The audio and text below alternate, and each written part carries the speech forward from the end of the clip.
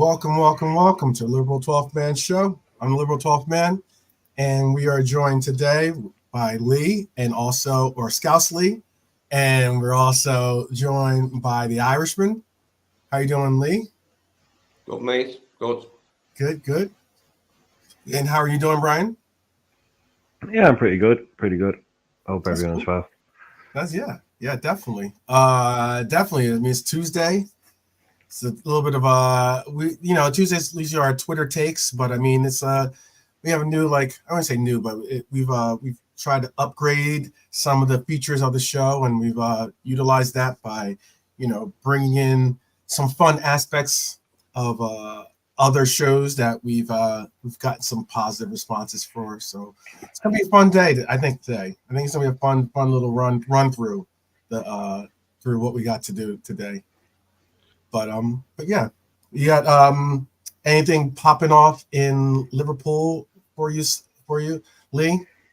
Anything that's going down that you got? No new links. I've been looking for any new. I was on Jamie Phillips' stream, like in the chat box, about an hour and a half ago, and I was looking to see if anyone had linked us with new players, but there wasn't anything new. We haven't been linked with anyone new as of yet. But we've got weeks to go, haven't we? But the countdown is on. TikTok, TikTok, TikTok.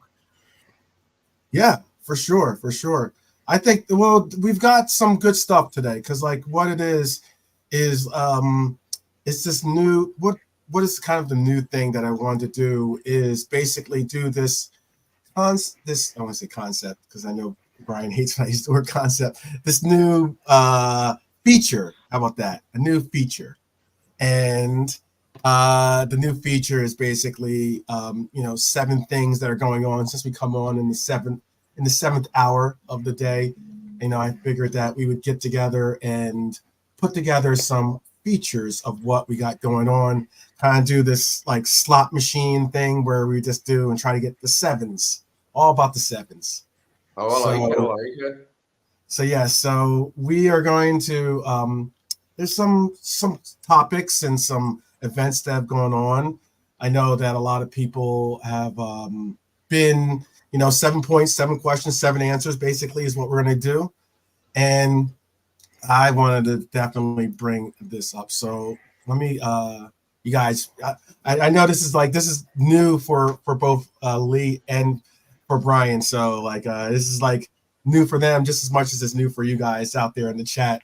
And if you're watching this on the replay, we appreciate the fact that you're watching us in your convenience. And also we appreciate if you leave a like, comment, all that jazz in the night. But I will say this. This is what we're going to do. It's all about the sevens, right? It's all about the sevens. All right. So we have some news going on, and this is the news that is happening right now. Right now on the sevens, bring up the first of the 7. Bobby Clark is currently apparently injured with a stress issue to his lower back.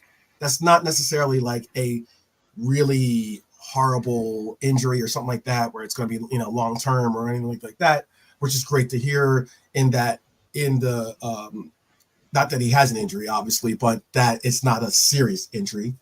He's expected to return in 2 to 3 weeks, but there are some questions out there. And this is the first question, obviously, of RB Salzburg possibly taking him on loan. I've already reported, or not I reported, but I've already put it out there that Calvin Ramsey is the only official loanee currently that we have out. But do you think should we keep Bobby Clark with the team, or do you think it's a good idea to loan him out? And especially to like a Red Bull Salzburg, who we do have some obvious connections with. Lee, what's your answer on that one? Yeah, I think it'd be a good thing for him at this point if he could get some games.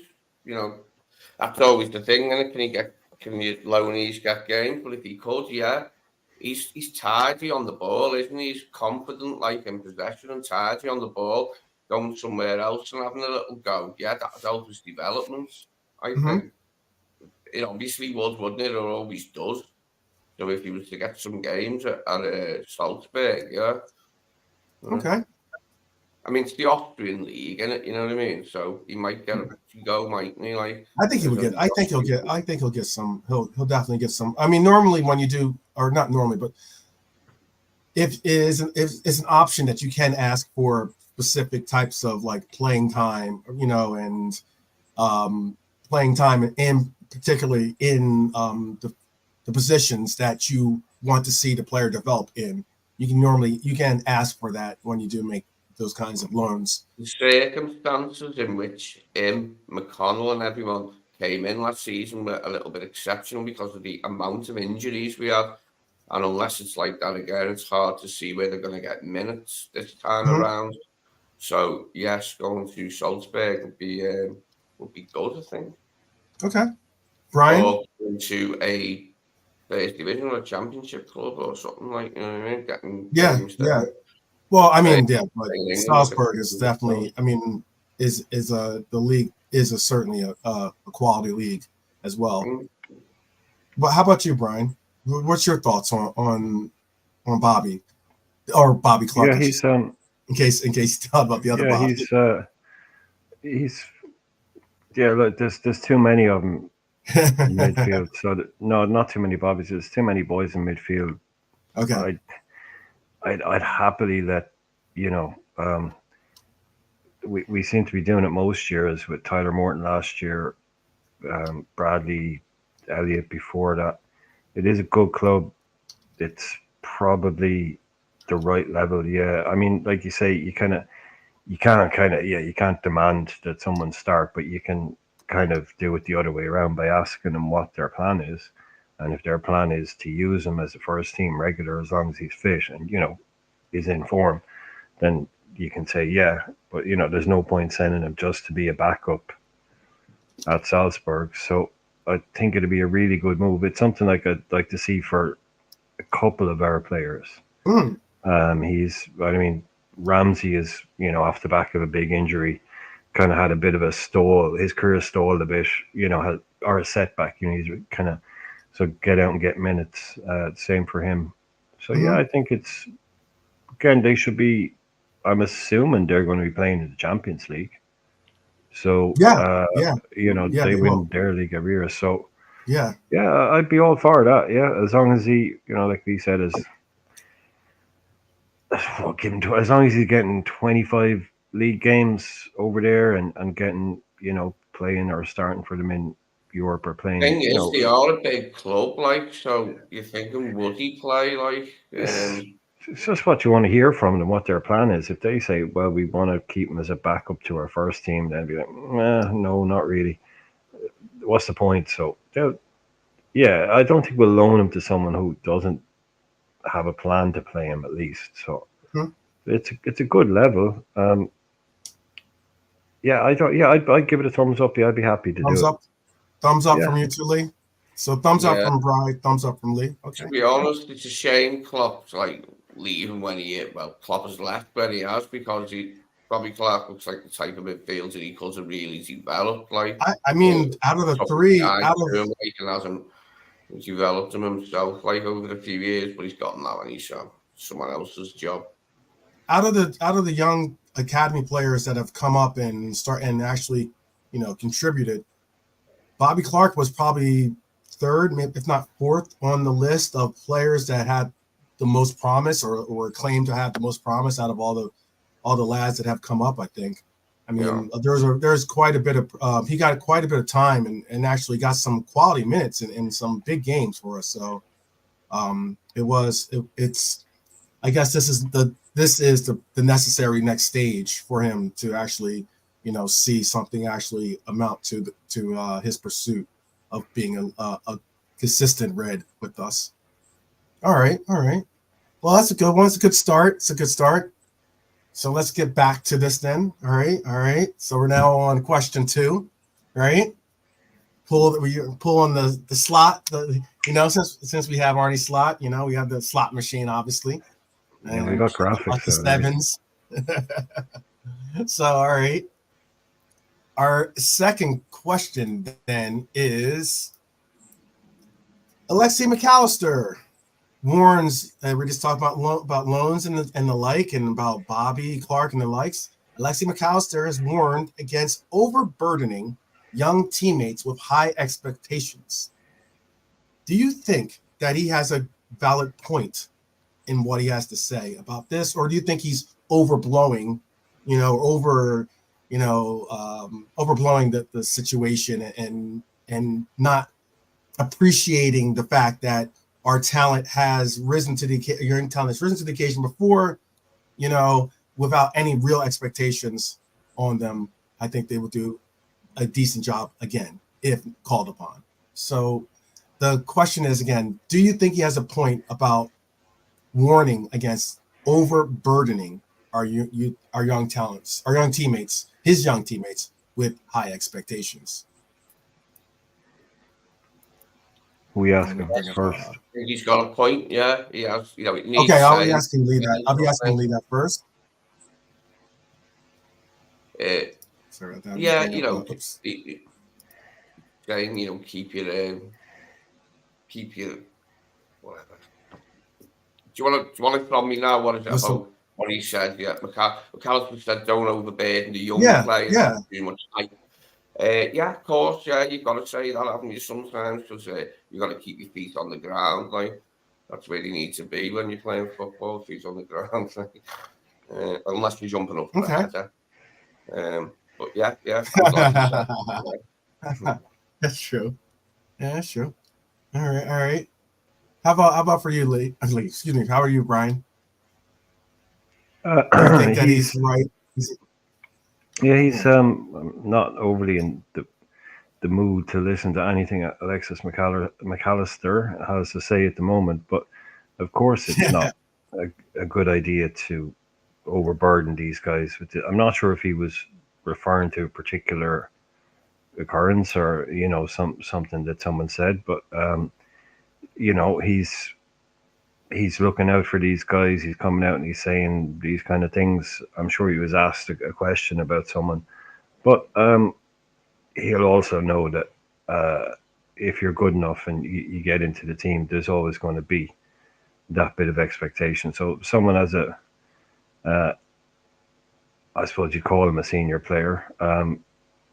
It's his job to come out and kind of, I suppose stand up for, because they see it as well. I mean, he knows all about social media after last week, so they see it every day. They know what young kids, what people say about kids. They write people, either writing them off, at 17 or 18, as well as saying they're going to be this and they're going to be that. So, of course he's right, but I wouldn't give him much chance. But I wouldn't give him much chance. I wouldn't by holding my breath because people, this has happened since football has happened. People are always, say, oh, this kid is going to be brilliant. That's still going to be happening in 100 years. It's just one of those things, really. But sometimes I suppose someone like him come out and if it helps, I think, more if you actually name the person you're talking about, saying, people are putting too much expectation on such and such a player. Otherwise, it's just kind of a general statement. Yeah, it's a very general statement. That's why I was kind of like, all right, man. I mean, obviously, no one's going to really try to emphasize, oh, this is on you, this is on you, this is on you. You're going, I mean, like as and I think our youth talent last year performed exceptionally, and going into this year, I know that those expectations are probably placed on them. He's kind of maybe trying to soften the blow or soften the landing for these players in case they don't meet those expectations. I can understand that much, but I think that, I think he has a... Be involved in such big games like the cup final was just amazing, wasn't it? Like for Dan, for everyone else, and all the games you were involved in. Although it was a tough time of the season with all the injuries, it was bloody brilliant. Wasn't it the way we kept getting results? We kept winning every week. Like even the FA Cup, even when we played all kids, and we just kept winning every week before the wheels came off. And it made me proud. I was really proud to see all those young lads And it was McConnell was the other one, wasn't he? McConnell, Yeah. the other McConnell. midfielder. Certainly. Yeah, that guy. Yeah. Him and Clark in the midfield. The other Dan's lad and up front. Kuzma. Yeah. Yeah, but who was the kid in behind? Oh no, that's Bobby Clark. Yeah, Dan's, and then you had Bradley. So and then Kwanzaa. Yeah, but he'd already kind of burst into the team. So yeah, maybe it was someone was saying, "Oh, so do you think Dan's and Bradley and I don't know Kwanzaa will be winning the league next year or something like that?" Maybe he was responding to something like that because I won't, like Lee said, there was some really exceptional circumstances that those boys ended up in the team. It wasn't like we had planned it or wanted it. We were down to kind of the bare bones, and it just kind of we got a really nice surprise when it showed that these guys were well up to the standard. Mm-hmm. I don't know if anyone else agrees, but that was the high point of last season. And it's brilliant. That's where we dipped straight after the Carabao Cup final. We dipped. That was the high point, and then it just went, didn't it? But around that time, I was crowing in comment sections, saying we probably will win the league, and we've got all these good young players as well. You guys are dead. Now, we didn't win the league. We didn't win the quadruple, but it got me really excited at the time, you know what I mean? Yeah, sure. So, you Wales, we are the Dan's, greatest ever. yeah. There was a lot of not hype. Hype is the wrong word, but when Dan's came along, there was a lot of excitement around him. Yeah. Especially the two goals that he had in that game were pretty both different types of goals, but they're both different. They showed different skill sets that he has, and that was exciting to see. Definitely. All right, well then let's pull the lever again. Get the slot machine rocking and rolling. All right. This next one is actually an interesting. At least I found it interesting because it pertains to something that we were speaking on yesterday. I know that some of us had different viewpoints on if this player were to join, would it be a needle change moment or something like that for the club? But this is something that I saw that was very, very cool to see, and it was interesting again. Wataru Endo, when asked which Japanese player he would love to see at Liverpool. So he's thinking about, all the players. He could have said Matoma. He could have said all different players that are in there. Suzuki. He could have said a lot of different players. He answered, quote, maybe Kubo. They're looking for a replacement for Mo Salah, so there's probably going to be a real area for Liverpool to strengthen in the future. And if they think about who can replace him, I think it'll be Kubo. So that was his. This is where we should be going for these Japanese boys. Who knew they were so frank? He's coming out and spilling. They're telling everyone, well, they're looking for a replacement for Salah, and it could be this boy. It's like, these are the boys you need to be asking. Yeah, exactly. They're so polite. He just comes out and says, he's going to be. He's like when you approach someone whose English is good, but not like the best, and they want to just be direct and answer your question. That's what they'll do. So they'll just give you a direct answer. The normal media guys, they'd say something like, "Oh, well, we have a lot of brilliant players, and Liverpool have a lot of great players." But he just comes out, "Oh, well, they're getting rid of Salah." Yeah. They can do the verbal gymnastics to get around actually answering the question. But he's just straight up confirmed, like, we're trying to get rid of Mo, or we're replacing Mo. So, Endo, do you want to chill with the giving it? We all know it, but don't be saying it out loud to the press, kind of thing. He literally came out and said when asked about, well, what are your feelings if Liverpool go out into the market for a DM? He says, yeah, bring the DM, be cool, be great. And basically, I'm paraphrasing, And he basically thumbs up the idea of bringing in another DM, and I'm like, okay, that's a pretty genuine answer. Great name, actually, isn't it? Kubo. I hope he's not a round peg in a square hole. Kubo. Oh, wow. Yeah, where's Trap Joe when you need him? Yeah, exactly. Don't tell Trap Joe about that one. Well, he sounds He'll make exciting, and another it's account always just to good. unsubscribe. Yeah, it's always good to have like two international buddies in it. You know, the way Virgil's got Cody and Ryan. It'd be nice for Endo and Kubo. You know what I mean? If Endo's No, it staying, would be. It would yeah, be. it is That's one nice. of the reasons. It's That nice is for the a little bit of wives, a isn't it? reason. It's nice for the wives and children generally as well to have another family. He can't have any kids, can he? Kubo can't have kids. He's only No, he's I a was he's child. 23. young, is He's he? Yeah, 23. he's on. Yeah, I I don't know think. they're like. I don't Well, think I he's married. don't you never Yeah, know, I I don't think suppose, he's but married or with. he's not bloody Phil Foden.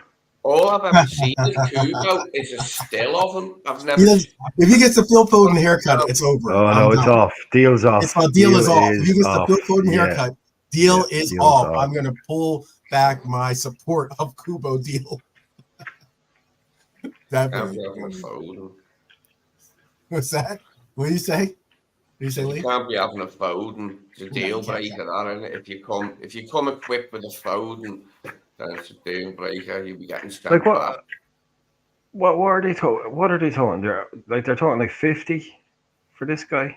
Is that what you're talking? Like they're not 50 talking. million, 50 million pounds. Yeah, they're not talking like no, they're not talking KK money. You know, they're talking fairly. I don't know. Well, obviously it's 50 million quid, but it's money that we've spent more than that before. Yeah. We've spent the same on Gakpo. We spent about 47 on Gakpo, so it's not. Much that. FSG It's in the wheelhouse of where we like to spend. It's in that FSG wheelhouse of where we like to got that in spend. their back pocket. If we really wanted him and thought he was the right man, there's no way Oh, you FSG could pull that can trigger. afford that. Oh yeah, we can pull that trigger any day of the week, man. Don't worry. Yeah, we have. Like, he's probably at the kind of club now where he's ready to move. His Real Madrid thing, I assume they don't have any kind of sneaky buyback type thing or anything like that, and our first refusal, do they? I'm assuming they don't, right? No, there's no first refusal. Like he's clean of them. Like they bought him clean. He's right, their yeah. player, It's 100%. just a straight Yeah. deal of like 50 million pounds. Done, Okay. done, and done. Yeah, the only thing, I know I'd have to, you know what, I'd have to look it up again. And can you check how much did Real Madrid sell him to Sociedad for? It is Sociedad, isn't it? Yeah. Yeah, it wasn't How much? that much actually. It really wasn't that much. I'm thinking it's 12 million or something like that. Yeah, it was that low. It was something like really, really low. It wasn't something. Yeah, they've got a percentage on it. Right. Hold on. Trying to think which one I should go to first. Then Transfermarkt. It's not that exorbitant a fee, and I'm sure you'd be cheaper if it didn't work out this transfer. Do you know what I mean? 5.5 million. Healer was saying 5.5 million. Bloody hell. Okay. Big up, Hyler. Thank you. I didn't want to. If I bring up Transfermarkt, sometimes it like slows up my computer because of all the videos they have. Oh, there's a lot of data. Yeah, there's a lot of stuff going on that site. Yeah. Big up. And hello to Cedric and Marianne and Philip and everyone else, that Norman and Hyler and Dustin, everyone that's come in there last minute or two. Yeah, big up everyone. Let me see if I can find. The more that you guys tell me about Kubo, the more I like the sound of him. As I said, I probably know less about Kubo than anyone here and anyone in the chat. But from what you tell me about him, he sounds like a really good player. And I don't think that's like a mad fee or anything for FSG to stump up. That's not bad. They probably go for 30, you know. Oh, that's a big chunk. Oh yeah, to make a bid and actually make a bid like that. Yeah, that's a big chunk. As long as they get double, as long as they normally, if you can double what they paid for an actual player, most people or clubs will be interested in at least hearing the offer. Is that not a release clause? No. The 50 is a release clause, but that one's a release. 50 million is the release clause, though. Yeah. Yeah, so you're going to have to do that because they're then only looking at, because Real Madrid basically have 50% of the sell on. Now that is either going to be 50% of the total sell-on fee or 50% of the profit. And even if it's just 50% on the profit, considering they only paid 5.5, that's Yeah, going to that's 50% it. of Yeah. 44.5. So that's a big sell-on clause they have. I missed the first bit. I just seen the ellipsis, and then meaning Real Madrid will receive approximately 27.5. So if that's from 50, that is they that's why they got him for 5.5, because Real Madrid put a huge buy on or sell on clause in there. Clause, So yeah. yeah, so they're only going to end up getting maybe 23 million. But again, if it's a buyout clause, then it's a buyout clause. But yeah, if they are splitting that 50-50, I was thinking if they'd bought him outright from Real Madrid, like just 100% outright, no clauses, nothing, then maybe the 50 could have been negotiated down to say 30 for cash. Well, the clause will be cash, but 30 to get it done. But no, if they're going to have to pay a huge fee like that, we're definitely going to have to pay that whole 50, I'd reckon. Well, the thing about it is that he makes about 40,000. The equivalent, I think, is like 40,000 pounds. I think he makes like 48. Oh, yeah. He makes like something like close to. He makes around 48,000 euros or something like that. Close or It's a close. lot for Sociedad. Right. And would we have to pay him then? He's not like, so basically what I'm getting at, he's not some 200,000 pound, already making 200,000 pound player, or 200,000 euro player or something along those lines. We could give him a healthy pay increase, keep him within the wage, structure that we have, and not break the bank to bring him in. I think he's a viable candidate. And I mean, there's other factors and features that I like in this game, but I mean, I guess that's what I believe, though. So, I mean, maybe let's he's probably let's hear take good things from Matoma as well, from the league, about the league, or well, he'll hear good things from the wages point of view. Definitely will. Yeah, I think he'd be interested in playing in England, because like Endo is here and Matoma is here, and I Matoma's think doing well here. big. Taki That's big. Minamino done well, mate. I thought Taki Minamino done well for us. It's just that he couldn't really Yeah, very much. yeah. The only thing about Taki was that the only thing about finishes. Taki that hurt his brand appeal, I guess you're saying. I mean, by brand appeal meaning like, the response of like, oh, how we look at him sometimes. It can be structured by, what you see, how we interact with the player. And unfortunately, he didn't speak English that well. He had an interpreter from the very beginning too. So there was going to be the way that you're going to interact with him wasn't you. You really didn't get to warm to Taki. I know players, or I know there were times where all of us have warmed to Taki because of the performances he gave us. He's had some notable. He was a very big part of that double that we won that year. Yeah, sharp finisher, Taki, sharp finisher. I don't know. I would have said I wouldn't.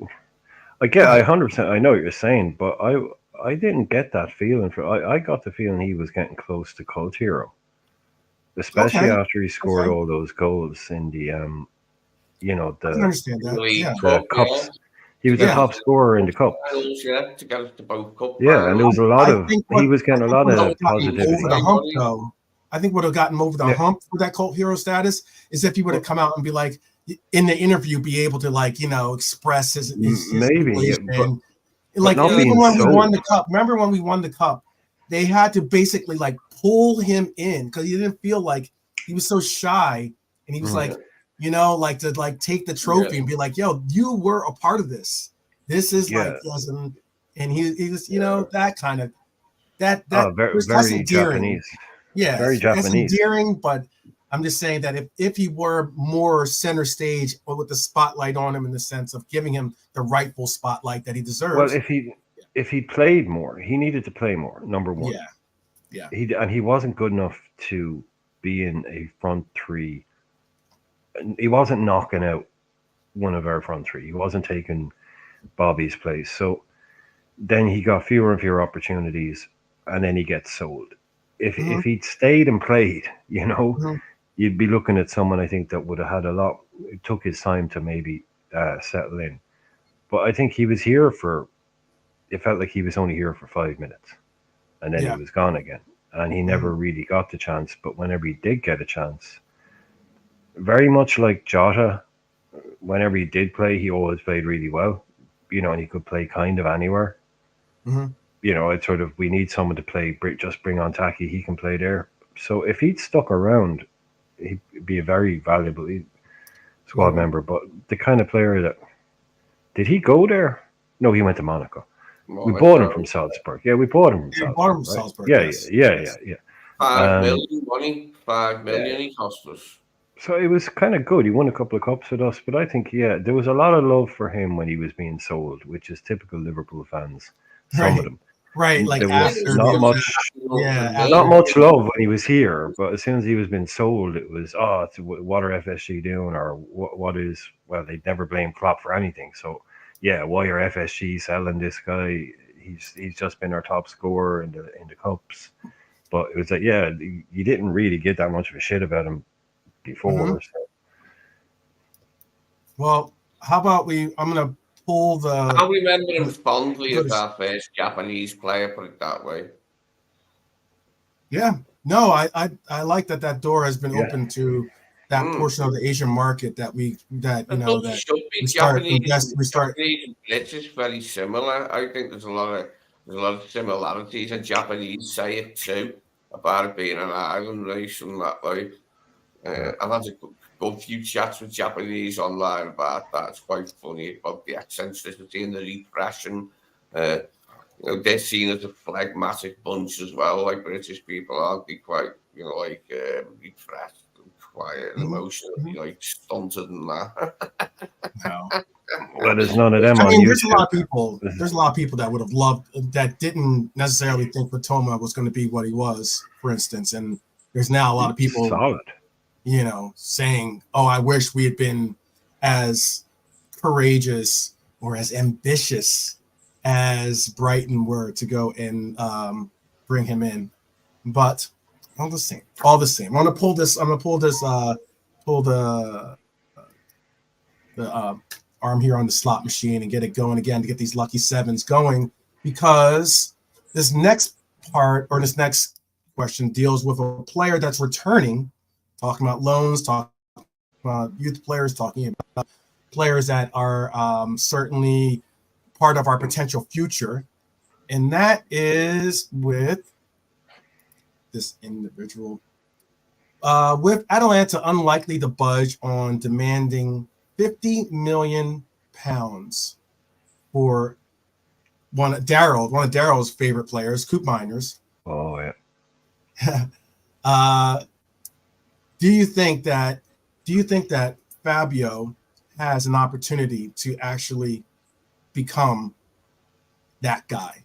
Do you think that, like, because we're not moving on some of these players, like these spots, do you think that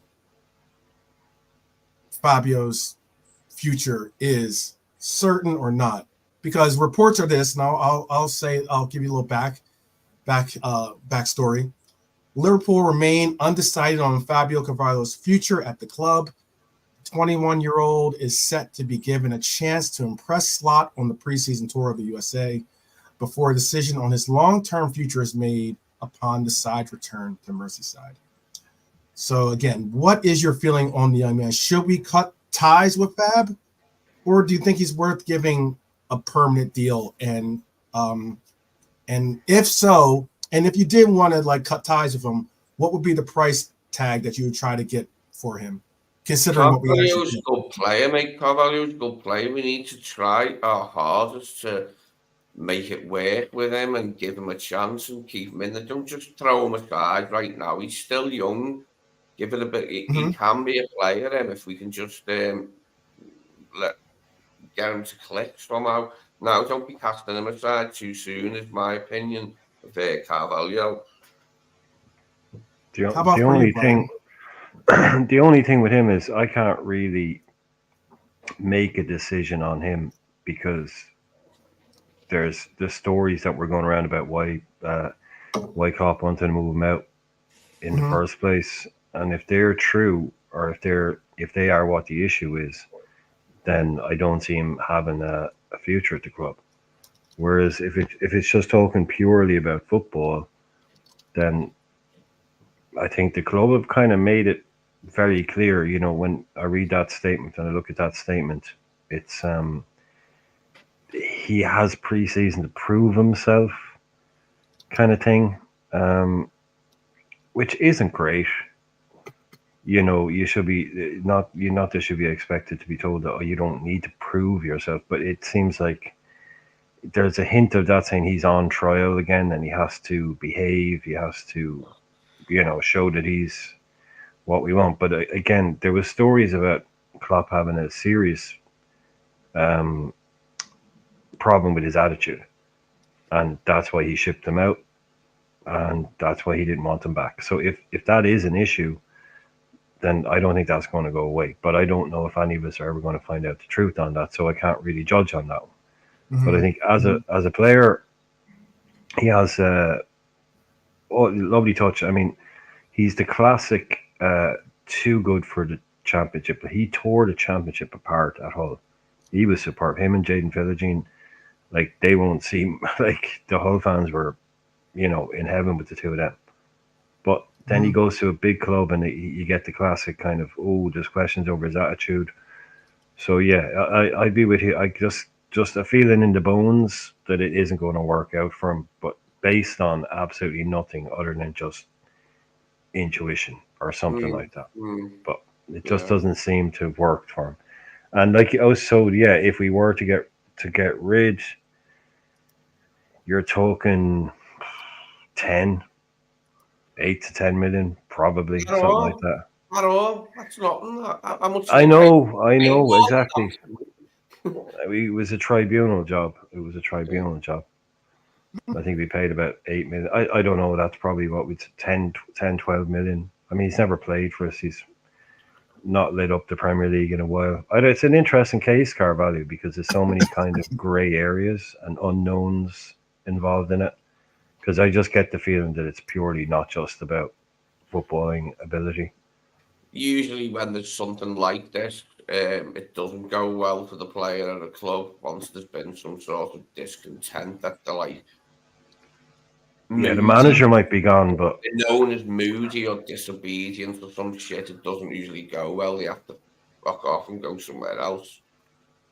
Well, the thing that I heard or I read was that it was about his reaction to not being called up there was an international call up and he didn't get called up and something happened around that with regards to his reaction to it, and Klopp was apparently whatever it was, Klopp made that this guy is no. I don't want someone with that attitude, basically. That was what I read, and that's a good while ago. But that was what there was some incident around him not being called up, and the way he reacted to it made Klopp kind of question his character. And general was he not called up from the media and from everywhere? The general consensus on Carvalho is that we bought an excellent player who's going to do excellent. Certainly, talent-wise, yes, but as in mentality-wise, that could be a different story as into how you deal with the pursuit of getting into the first team. If you think it's one thing to believe that you should play. That's absolutely, yeah, sure, absolutely. Put out the belief that you should play, or have a belief that you should play. Have that be your motivation. But if when you don't play, you're gonna make a make a hissy fit about not playing, there is probably reason behind it, and it's deeper than you actually want to admit. And it's probably related to you're just not at that level just currently. You're a little bit further advanced in your own thoughts than actually there's the reality of it. But mind you, though, everyone's gone now from Klopp's coaching staff. It's totally new people now, isn't it? His attitude. Well, that's the best thing. That's the best thing for him.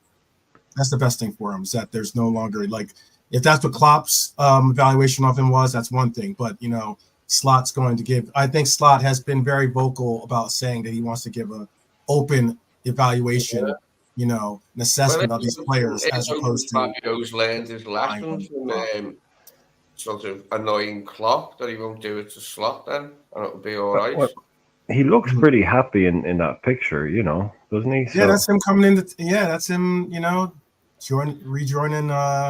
He looks happy, definitely. I hope For all that's the body language experts, we're on the body English. Yeah, for all the body language experts out there. yeah. All right, let's get back to the slot machine here. Let's get back to the slot machine. Can I quickly And tell you? Can I quickly tell you the worst take? Right. Um, I'm not going to mention the people, but I was in a conversation with two people, and they were trying their very best to kind of denigrate uh, Michael Edwards. Right. So the whole he was never that good. It was all nonsense, nonsense, nonsense. And one of them was saying, you got to look at this guy. He's not squeaky clean. He's not squeaky clean. Um, Twice we got brought to court for tribunals because of transfers that he made because the transfers were dodgy. I was like, oh my god! Like Harvey Elliott and Carvalho, they were tribunal. That's what happens when you take a player. Basically, you can sign them for free from a club because they're of a certain age. Right. Yeah. But then the club will always, you have to not sign for free, but you have to offer you can offer a low amount and then you can get, but then what these things always happen is they go to a tribunal, which it's just someone that decides what the player is worth. And then that's what you pay. So you'll see them like Carvalho was a tribunal fee. Elliott was a tribunal fee. That's what happens. We go in and you can take the player and they can go say, no, we think you should pay us more for that player. And because they developed him as a kid, like they were trying to suggest that like we did something and got caught and brought to court over it. It was just, oh, come on, guys. Seriously. We did not break the law. It happens every year. Every single year. This is what happens. You go to a club, you take one of their younger players, and say, right, we're giving you £2 million.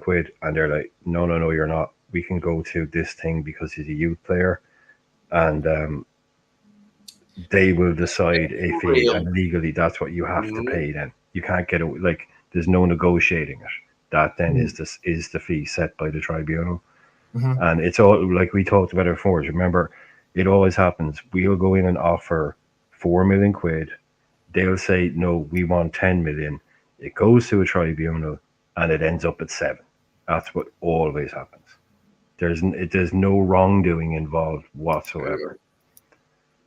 Right. But yeah, some people will try and drag up anything just to say, oh, we got brought to court twice over his transfers. No, that is not what happened. Come on. Yeah, but people will reach. So-called content creators. Certainly reach for anything they can with this. Yeah. All right. This time on the slot machine, I'm going to pull up these 7s. What's coming up now? What are we going to get? Yeah. Place your bets, folks. Place your bets. What's it going to be? I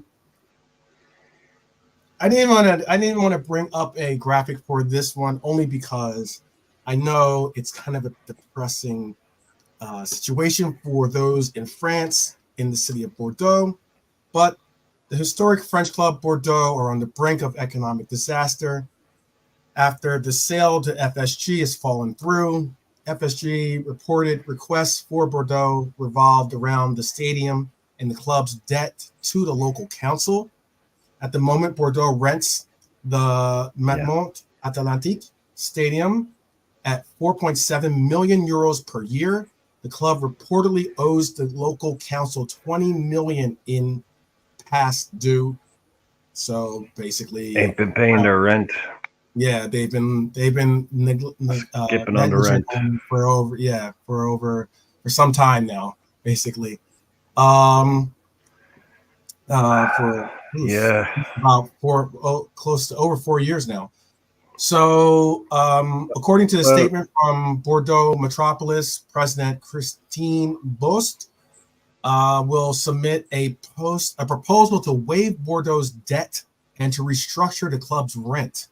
Yay. FSG, through lawyers, have informed Girondins that they will not.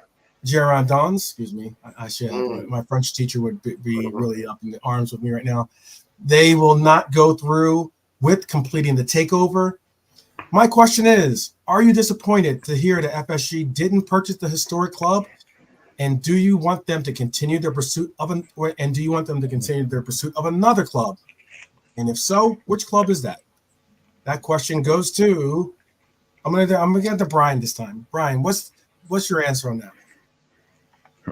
I don't want us to be involved in this whole multi-evil club model thing. I'm Mm-hmm. very, very sad for Bordeaux. I was shocked when, again, I should have known. I don't know why I didn't know, but it's just one of those things that managed to get past me that they were actually going to be in the third division because I Oh, would that have was kind of thought just what the at yeah. worst, yeah, like at worst, um, maybe they'd been relegated and they weren't, they were kind of like top in the chat, whatever, I didn't think they'd fallen that far at all. And that is Mm-hmm. really, really sad because they are, a lot of these northern French clubs are very historic, around, especially the ones, that aren't really kind of as successful now as they used to be back in the 80s. They kind of built, they Mm-hmm. kind of built a lot of um, their successes on these older clubs. And it's really sad when you see them ending up on that. Like, again, like, would it have been nice? And I thought that was kind of cool as well, that there wouldn't have been much kind of conflict. Like, if they're in the third division, but it'll be very sad if they don't, that someone doesn't take them over. But Mm-hmm. again, so the other thing you're saying then, if like, what other club would I like to see us going on? Maybe potentially, like, because I'm assuming, you know, it's like a transfer. As evil as this sounds, it's like a transfer list. I suppose it's kind of like, but now you're just going around buying clubs. It's like, well, we had a look at this guy. His injury record didn't, it didn't stack up. So now we're going to move on to the next guy. There will be another club on that list because that was Michael Edwards. That's his remit. That's his job. That's why he wanted to come back to one of the things that convinced him to come back to Liverpool was the idea that he would be heading up their, their whole football model, not Liverpool. And this was a part of that, was the idea of he wanted to be involved in building up all of that. So which game or which club would they potentially move on to next? I mean, I think it's instructive to look at the club that they were intending to buy, which is Bordeaux, which is a historic club. It's a name. It already has the horrible brand recognition, but it's not some who they bought, FC Lesu or something. It's a big Mm-hmm. club, a big name. Mm-hmm. So, and they were looking in Europe. They weren't looking to buy a South American club first. Mm-hmm. They were looking in Europe. So I would imagine they'll move on to a similar size club. And again, you're looking, this does smell of kind of distressed asset type of thing. Mm-hmm. You'd probably be looking at a big club, historically big club, with again, this would be really, really important, is a big stadium. A stadium is big and has fallen on hard times. I think so. If you can identify another one of those, I think that would be the next step. So I'd imagine somewhere in France, Belgium, something like that, maybe even Holland. But a lot of big clubs. All big Well, yeah, clubs. Yeah. yeah. I don't know. Maybe France or Holland, maybe somewhere like Okay. that. Lee, the original question was basically, do you think that let me make sure I get my original question for you here. Uh, are you disappointed with that FSG didn't purchase this historic club? And do you want them, now that it's being reported that they're not involved in going forward with this club, do you think that they should go in the pursuit of another club? And what club would that be if you had a choice? Don't know, maybe Man City will come in and buy Bordeaux and save Bordeaux. Man City or Newcastle might God's phone saved them. Don't know. But as for us, not really fussed. If it happened, it happened. It didn't, so not that fussed. I suppose we are. Well, if that's what they've got in mind, then it surely won't be long before it is actually done, and we do buy a club. Where that'll be, I don't know. But if that's what they have in the pipeline, then it's obviously something that's going to happen in the near future. So we just have to wait and see, won't we? And see who they pick, who fits the bill. Yep, pretty much. All right, well then let me hit this slot machine again and see what we have on tap for you here. This one I do have a graphic for. So let me get these sevens up. Let me wait for the sevens to bounce. All right. And this one is shout out to Rasta Crab. I saw this on via his Twitter link, which got me thinking too of interesting, because it would be like it is unlikely to see an official confirmation or that fact of that we have no signings right now, technically, officially confirmed, at least signings, right? But there is, and this is the longest Liverpool have gone into a summer transfer window without making a signing in 28 years, aside from the pandemic in 2020. That's pretty crazy. That's how long it's been since it's for it to go as deep into the summer transfer. But there are some mitigating context factors that you have to factor in with the tournaments that were involved. The tournaments. Well, that's it. The only thing is that 24 years thing kind of knocks that out of the water, because there's been plenty of summer tournaments in that 24 years. Well, so, certainly. But I would say the mitigating factors, new coach, and also the fact that we actually have a really, really strong squad. So it's not like, there's like, we obviously need like 4 or 5 players, and we're not. It is also that. But yeah, like I said it the other day, I hadn't really noticed it until we brought up that 4 weeks thing, and I was like, oh, hang on a minute. We probably should start getting some bloody business done. Probably should get some names in. Because you know what I'm like. I'm always like, chill, we'll get work done. You know, I'm always like, oh, it's cool, it'll happen. But I was like, whoa, I didn't. Now I've just seen the time, kind of thing. You know. Well, I brought up this one. I brought up this one because, okay, so, and again, I gave a shout out to Rasta Crab Streets. This is if you look at this, the number of signings made since May 2022, okay, by the Premier League's quote-unquote Big Six, that includes Chelsea, Spurs, United, Arsenal, City, and obviously Liverpool. Chelsea have made 36 signings. Oy. Spurs, 24 signings. United, 18 signings. And then you start to get into Arsenal, City, Liverpool, 12, and 9. Do you not see some type of relevance in where the clubs are with the number of signings they brought in? Can you make a relation or some type of like you know? Oh, it stands out like a sore thumb. It stands out like a sore thumb. Yeah, like you only need 2 or 3 every year, 4 max, because otherwise you're changing half your first 11.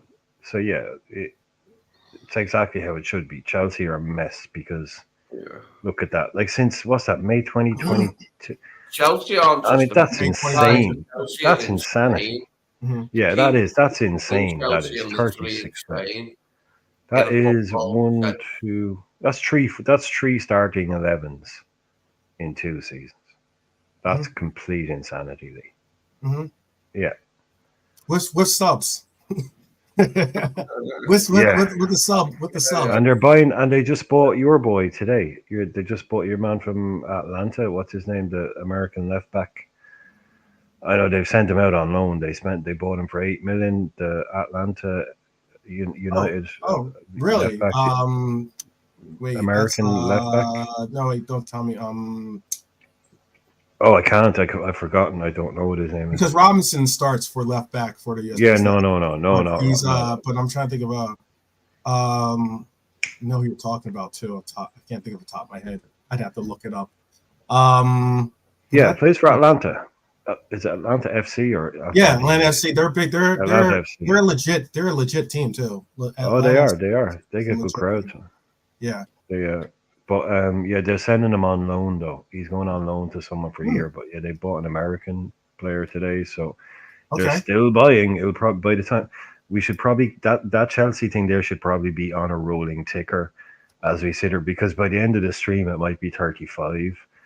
The way they're going, do you know what I mean? Like they'll be done up to 40. Yeah. That'll be it. Or 38. That'll be 40 at least by the end of this summer. At least 40. Oh, you know what? I probably wouldn't have said that name. I know you're talking about. You're Caleb Wiley. Wiley, that's it. Yeah. Is that ring a bell? Yeah, that's the guy. That's the Atlanta player going. Yeah. He doesn't. That's interesting because he doesn't really play for the U.S. men's national team, really. But then again, that's because Robinson is pretty much like a, chiseled in choice when it comes to our left back for our national team. His Trap Joe says hello. Looks like I've missed the take Kubo part. Yeah. Well, probably we might have some revisit of some of these topics. But I just wanted to bring up again, Lee. If you look at these numbers, if you look at these things, for me, it definitely stands out that you should. What Brian just said too, is that you should only be making one, if not two, transfers at most. In a transfer window every summer, and I would even go as far as to say our structure has somewhat changed, maybe because of the financial constraints of PSR and the likes, but also because we have started to rely more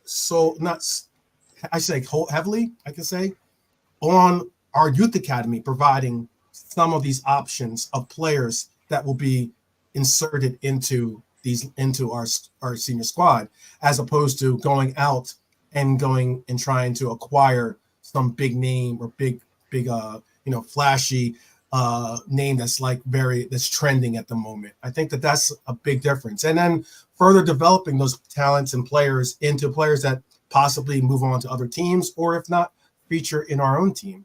So I just thought that this kind of underlines that as to like how and what the direction of a lot of the big six teams are doing nowadays. It is an insane number, though. It is telling the way Chelsea have made that many signings. I mean, they just look so rudderless and completely devoid of any discernible sense of direction at present. And look where they are. Well, it's downward. That direction at the moment is downwards, Lee, isn't it? Consistently pointing down. Yeah. But if you had to guess, we're at 9. What do you think that number will be? We'll end up on when the window closes. I think it'll end up on 12. 12. I've said that we're going to make. I said we were going to make 3 to 4 acquisitions. I thought, and then the reason why I was saying 3 to 4 is because I knew that we were going, or at least I had the assumptions we're going to be seeing 3 exits from the team. But I also thought that we would see all those exits wouldn't be correlated to players being brought in from transfers. I thought 1 or 2 of those players would be replaced by actual players that have made emergencies onto the team and have shown that they have the ability and talents to stay at that level. And it's one of those cases where I think that we definitely rely a little bit more on our youth academy and our and some of these players that are out on loan. That's also too. I mean, one of the names that I believe I have the name on. I believe is. I want to make sure I'm not burying my lead here to make sure. But there's some players out there like Owen Beck, for instance, that have gotten a lot of attention from Rusty's other clubs. nephew, Ian Rush's nephew, isn't it? Owen Beck. Yeah. Uh, I mean, but again, there's players that have gotten a lot of attention. There's players that haven't. I mean, so far, there's reports that Kelleher has not gotten any offers, not even low ball offers. So everybody knows there's no point low balling us. yeah, no pause intended. Well, yeah, no, there's it's a. I was going to say, like, if something happens, I think he's a domino player, and even at that, an expensive one. And by that, I mean he doesn't really go unless somebody else loses a keeper.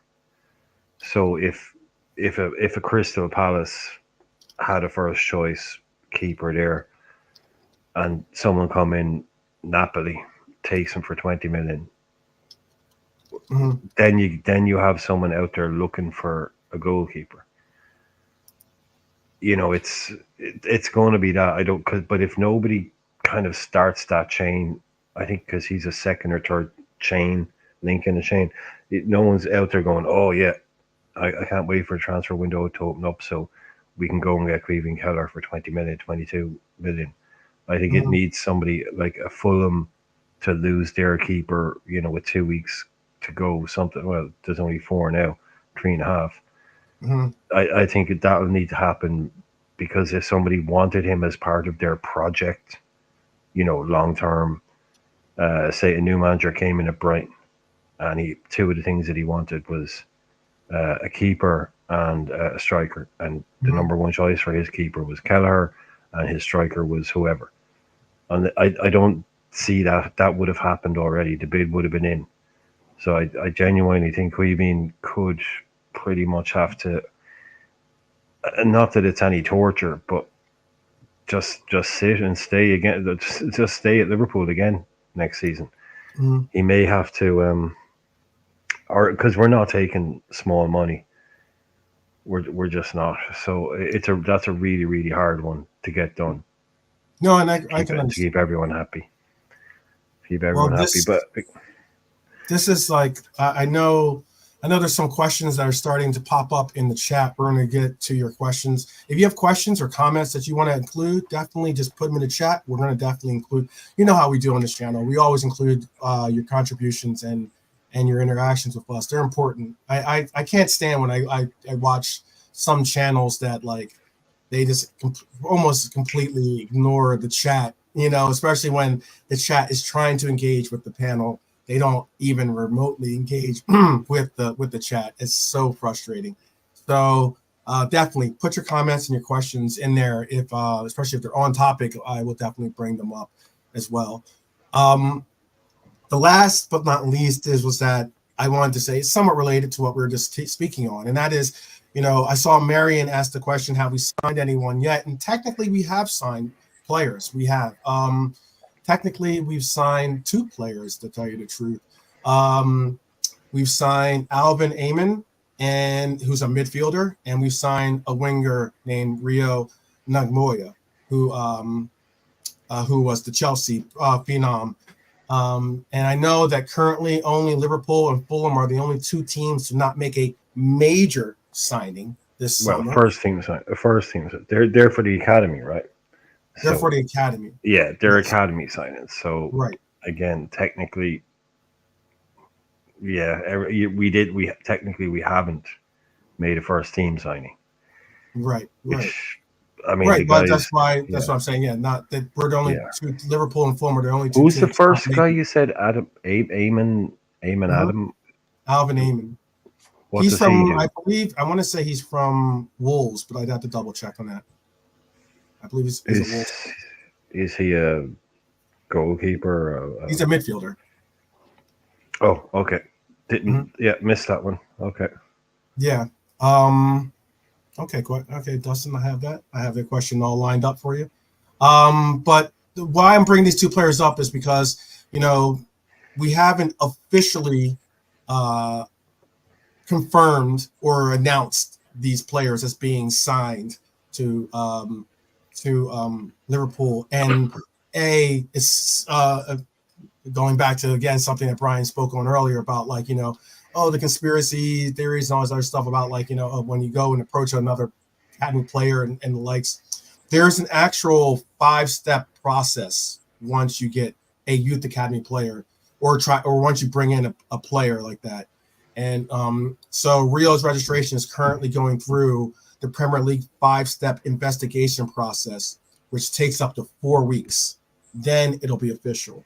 So even though we've technically signed the player, it's all in the journals how we've taken them from Chelsea, and these stories have already come out about like how he's a good or bad, or how he fits the team and the likes, or how it's a good or bad deal. That's the reason why you haven't heard anything about these two players in particular, in that they're going through the process, and it takes up to a month. So we're going to see it shortly, very shortly. I have a question here from Dustin. Bernie, definitely. That's a great statement, by the way. I'm going to bring up Bernie's statement in a second, too. Because Bernie, actually, too, as fam, I have a story that was inspired, or a story or a topic that was inspired by Bernie. So we're going to bring that up in a second, too. Dustin asks, question, do you have a worry or worries for the upcoming season? And if so, what is your biggest worry? Virgil van Dijk getting injured straight away.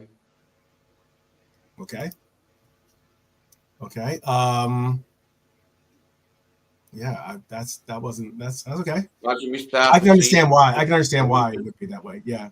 How about centre half till he plays Matip, and then we're down to just Ibu and Giroud. That'd be bad if we didn't buy centre half and Virgil got injured and we only had Ibu and Giroud. I wouldn't like that. That'd be horrible. Nightmare scenario. That's why I come up with that one. That'd be the nightmare scenario. Okay. How about then for you, Irishman? Do you have any worries or concerns for this upcoming season? And what is your biggest concern, if you have one? Oh, always concerned, yeah, because we're in a post-Klopp apocalypse type wasteland now, where it's going to be very quick. Like, it's not like we've gone from a manager that wasn't working out, because as soon as anything starts going wrong next season, it's going to get turned up to 10 pretty quickly. So my biggest worry, my biggest concern is that Slot doesn't get a good start. Slot doesn't get, we get some, I don't know, whatever it is, it doesn't work out straight away. And it turns bad because a lot of people didn't want him in the first place, didn't rate him, didn't think he was a big enough name. So if he gets off to a bad start, I think it will snowball like really quickly, and people will need to hold tight. So that would be my biggest concern. Like, I really hope he wins his first 3 games, and everything will be a lot better. But if we're like 12th, in October, after a bad run of form, I don't want to see that. Days massive. It's been ages since we've had like a new manager having an opening day in the sun in August. I'm used to seeing that over the years, where there's a new guy and the new manager, like whatever it was, Hoolier, sitting there in the August sun. This time it'll be Arnie Slot sitting in the August sun in Ipswich. We see how it goes, eh? But I wasn't having it at first. I was annoyed that we got him. I was like, who is he? Don't know him. Don't want him. But I'm behind him now because we've got him and he is the manager. So that's all there is to it. Well, yeah, you got to do it. And that's my worry, Lee, is that the backing is not very strong to begin with, purely because I think for some people who should be a little bit more grown up about it, he is guilty purely of the crime of not being Jurgen Klopp. Yeah. And if you're judging him on not being Jurgen Klopp, then he has no chance, because nobody is Jurgen Klopp. Guess what? nobody would be Jurgen Klopp, even if Right. he was, Carlo Mourinho. It's the biggest name manager of all time. He's still not going to be Jurgen Klopp. So again, you're just going to have to live with that for some people. And I think he's more of a. He doesn't have much presence about him really yet.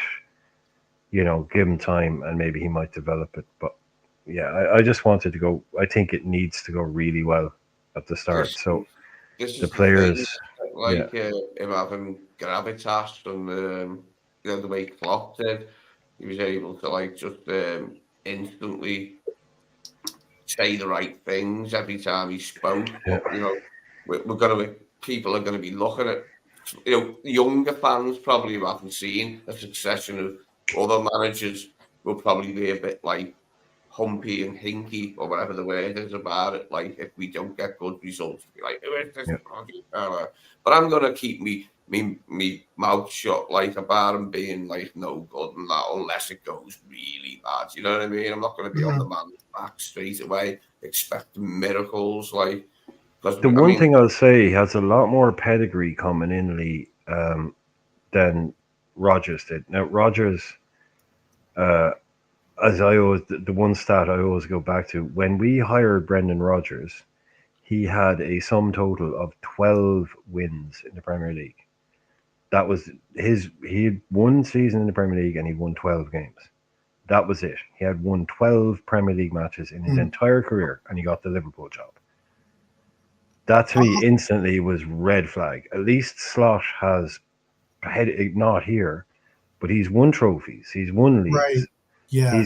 He's Yeah. got pedigree behind him. Okay, if you want to say it's a Mhm. what do people call it, a farmers league? Well, Mhm. I don't chime with that kind of thing at all. But he has pedigree of winning, and everyone always say, "Oh, a Dutch league is a farmers league." Well, why do you think it's a farmers league? Because you would have said it. It's because Ajax win everything, right? Right? That's what people mean. But he broke So, up that. well, why did he win it with He did Feyenoord something then? very similar to Klopp by Exactly. breaking up that He he did something hierarchy. very similar to Yeah. Rafa Benitez when Rafa Benitez won two league titles with Valencia in Spain when Valencia never won leagues. Something very very similar to what Rafa did. So Yeah. he has a lot more pedigree and a lot more of a CV behind him than maybe he gets credit for. But the only problem is, like you were talking earlier on about Minamino, the communication, all that. A lot of people literally just had no idea who he was. If Mhm. they were honest about it, they wouldn't have known who he was when they heard about him. My And my now they biggest know he's no good, only I because think my they've some never heard of him. people thought it was some sort of joke actually when his name first emerged. I noticed some people's reactions were bordering on that it was actually some sort of prank, his name yeah, being thrown in, because everyone was yeah. going on about Javi Alonso and That's Ruben because everyone Amorim. was, yeah, Amarin or Alonso were the only names that they were interested in hearing being said. But I mean, they also got to recognize that this club puts a lot of, the People X's and were O's yeah. into like, into thinking about their decisions when it comes to everything's pretty much tactical when it comes to the decisions that they try to make with the club, whether it's players or with the coaches. But I think if you were going to press me on an answer, I do say this. Look, I know what we've seen from Klopp in that we've all said that none of us have been in a locker room with Klopp, but then again, we've noticed changes once those players have left that locker room. We've heard interviews where players have definitely said that, it was the inspiration or the leadership from the talk at halftime created this or created that that result. The biggest thing I think for me is, will the players respond and react this and become as motivated or as motivated is the best word to use, as we've seen these other players with the Klopp. We understand that Klopp is on vibes, and a lot of sometimes he brings out some really positive and great vibes into players to aspire to high levels. Are they going to get that from this coach? That's a big question for me. And I think that the first time that we actually see that is going to be somewhat of a breath of relief.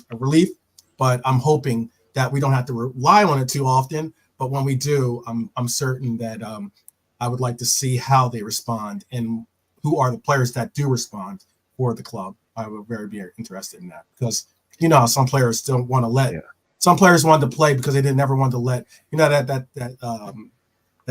saying, oh, they'll run through a brick wall for this coach type thing. You know, like some players never wanted to let Klopp down, and they just found another gear or found another level. I'm interested to see if Arnie can bring that out in these players. That's the biggest thing, the biggest concern. Can I just speak on that for a moment? Mm-hmm. Because Ancelotti said something a little while ago. He's been interviewed, and it's probably one of the most interesting things I've heard a manager say in a long time. And Ancelotti is someone who, as we know, has basically spent the last 15 years just doing nothing but winning trophies and managing the best footballers on the planet. So he knows, he knows about being in a dressing room. And he was being interviewed, but he wasn't being interviewed in English. So it was in Spanish or something.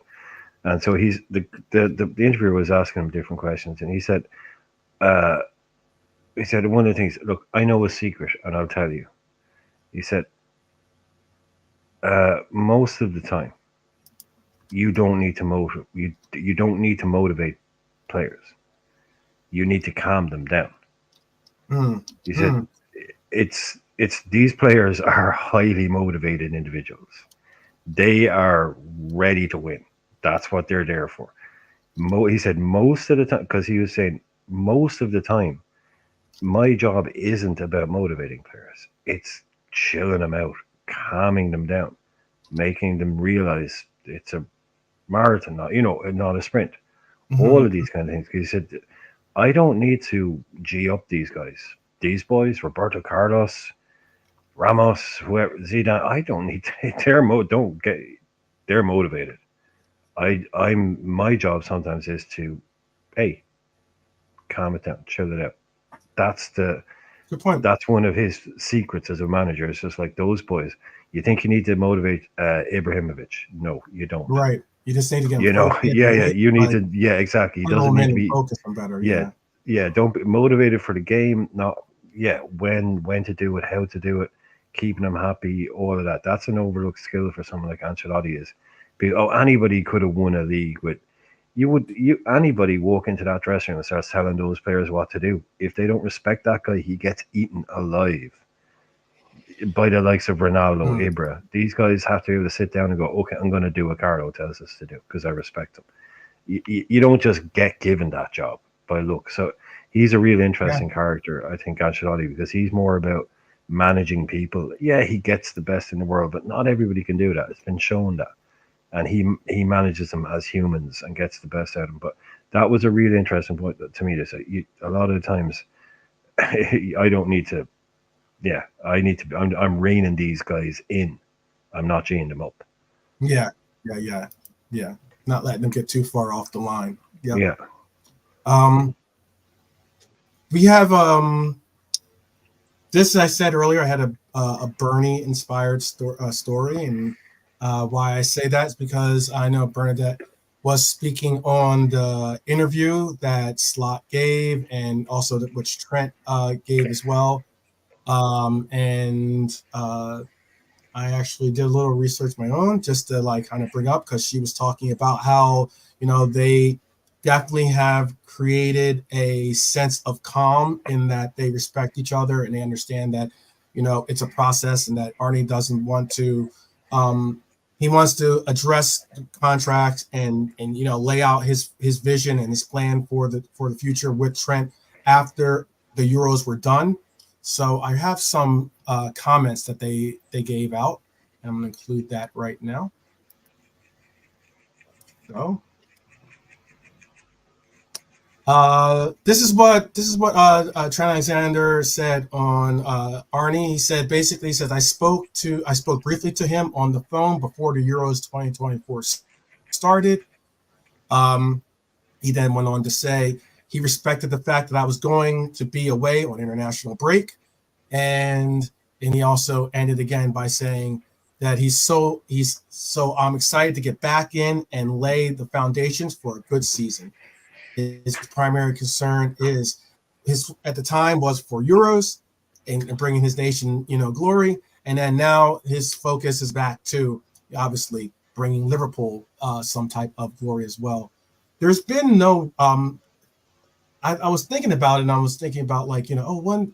I thought maybe it was a rare occurrence, but then again, I was like, oh wait a minute, it just happened. Just our last window, basically, where a team lost both their captain and vice captain, which is what happened to Liverpool when we lost them.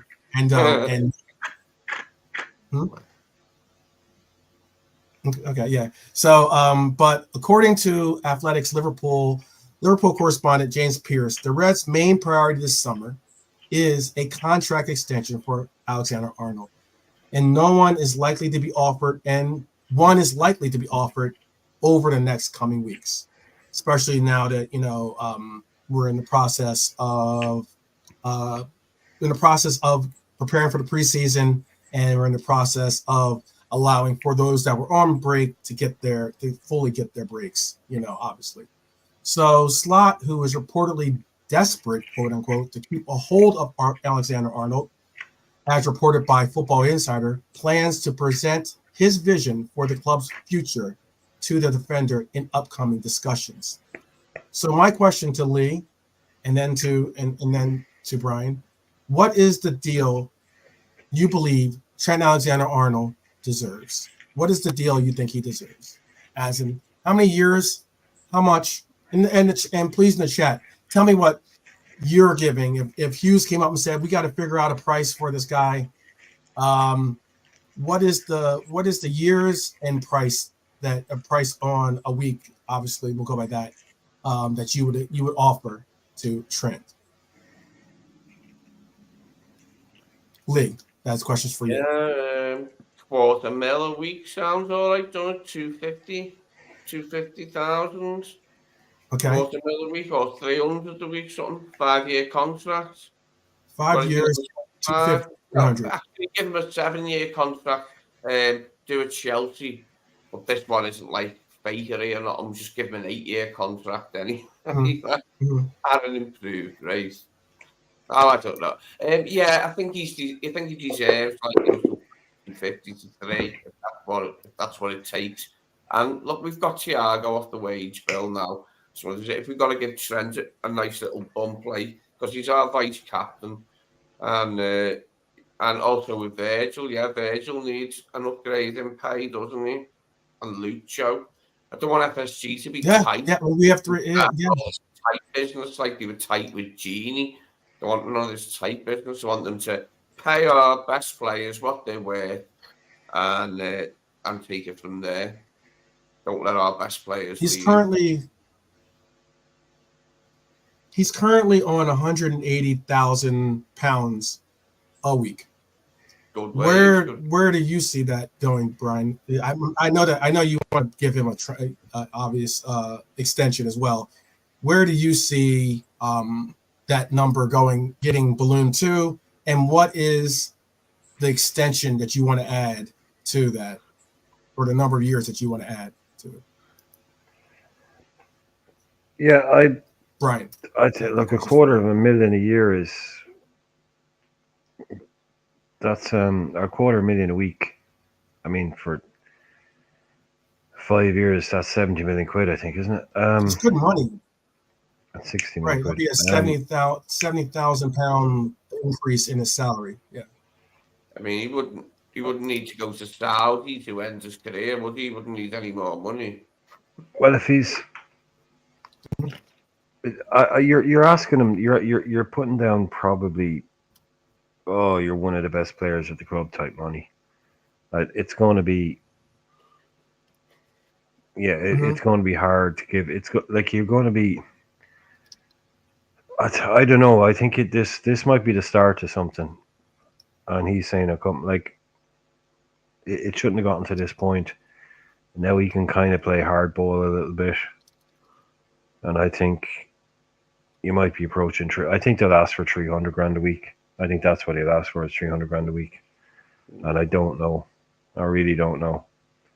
and probably give him, what is he? Yeah, you give him a 5-year deal. That's a big commitment. It's a big commitment to him. So that's what it's probably going to cost to keep him. I know he could get it, and again, like we spoke last night, if he decides to just chill out and walk away next year, he'll get more. He'll get a lot more than that going somewhere as a free agent. So he's in a very, very strong bargaining position right now. And yeah, I don't think these are going to be easy from our side. It's not like we can say, look, we're going to lock you down and you're happy to stay. I think it could get really expensive. So what would I give? What's the maximum? Not my money when it comes to it. It's not my wages is, you know. Yeah, I don't know, man. 300's a bit much. They look around, man. They look around. Footballers talk to each other. Footballers talk to each other. They find some of the money these boys are on. Is he going to lock himself in for 5 years? What was I going to say? Yeah. Okay. Do you see him going to Madrid? Is there any numbers in the chat? Is there any numbers in the chat that you guys think is a fair offer? You're the agent for. Let's say hypothetically, you guys are playing the agent for Trent. What do you tell him? What do you say to him? What do you say is a good deal to take? Look, I mean, if he stays at the club, he's going to be captain soon. Any like Virgil's, we got like maybe 3 years left. We're like sort of assuming, aren't we? If we keep Virgil and give him a new contract, Trent will be captain then as well, potentially. So I don't. Well, saying that, There's the last you've got one. to look at the other point of view. I would without him, and I wouldn't like to lose him, but we'd cope if we lost him. If he went to Madrid, we'd cope. The thing is, we wouldn't be getting any money because you just know Real Madrid aren't going to buy him for cash. If they want him free, and that's how it's going to play out. Lee, someone said to me last night, if he's going to, and it wasn't anyone here, if he's not going to sign, then sell him this year and get 100 million for him. That's no, that's not going to happen. That's not going to happen. And I'm with Dustin. I'm just with Dustin. Sorry, just to Dustin. I'm with you. Sorry, just like you said. It's like I said. It's not my money. I really don't care how much you pay him a week. Yeah, just lock him down and whatever it is. Like you said, it's a footballing decision for fans. Again, yeah, fans don't want to be accountants, but it's a question, so we're talking about it. We all want to see him just signed. We don't really care how much he earns.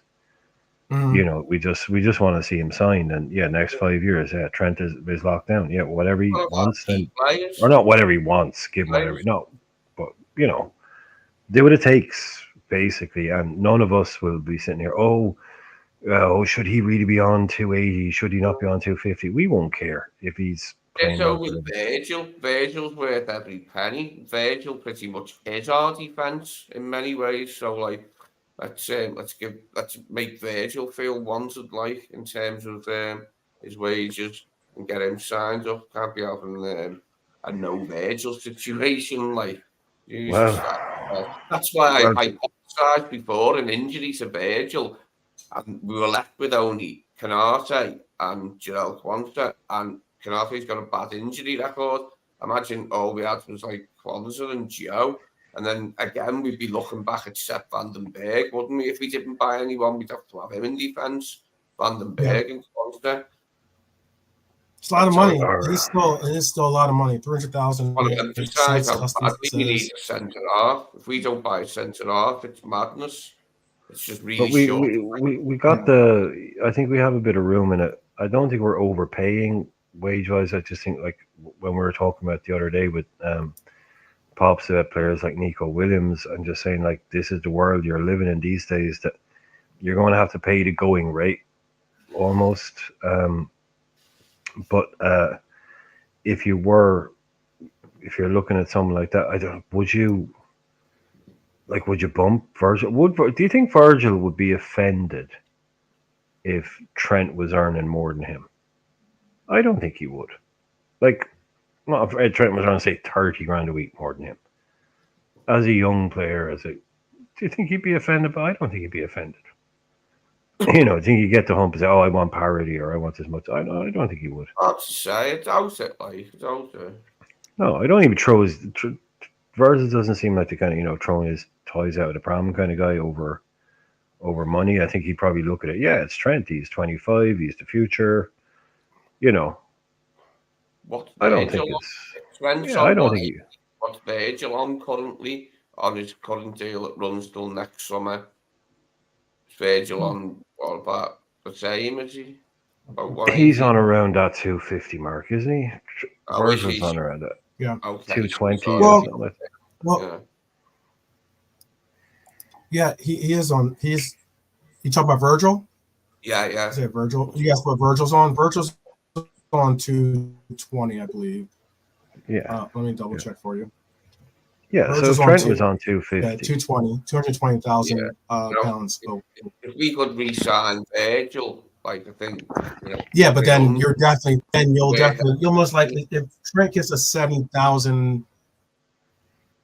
What I'm trying to say is if Trent gets a 70,000 pound increase in his wages, you can definitely, it'd be safe to say that Virgil's going to ask for a somewhat similar percentage increase in his salary as well to Get a bump him bump up to at his close to age, 280, 300,000.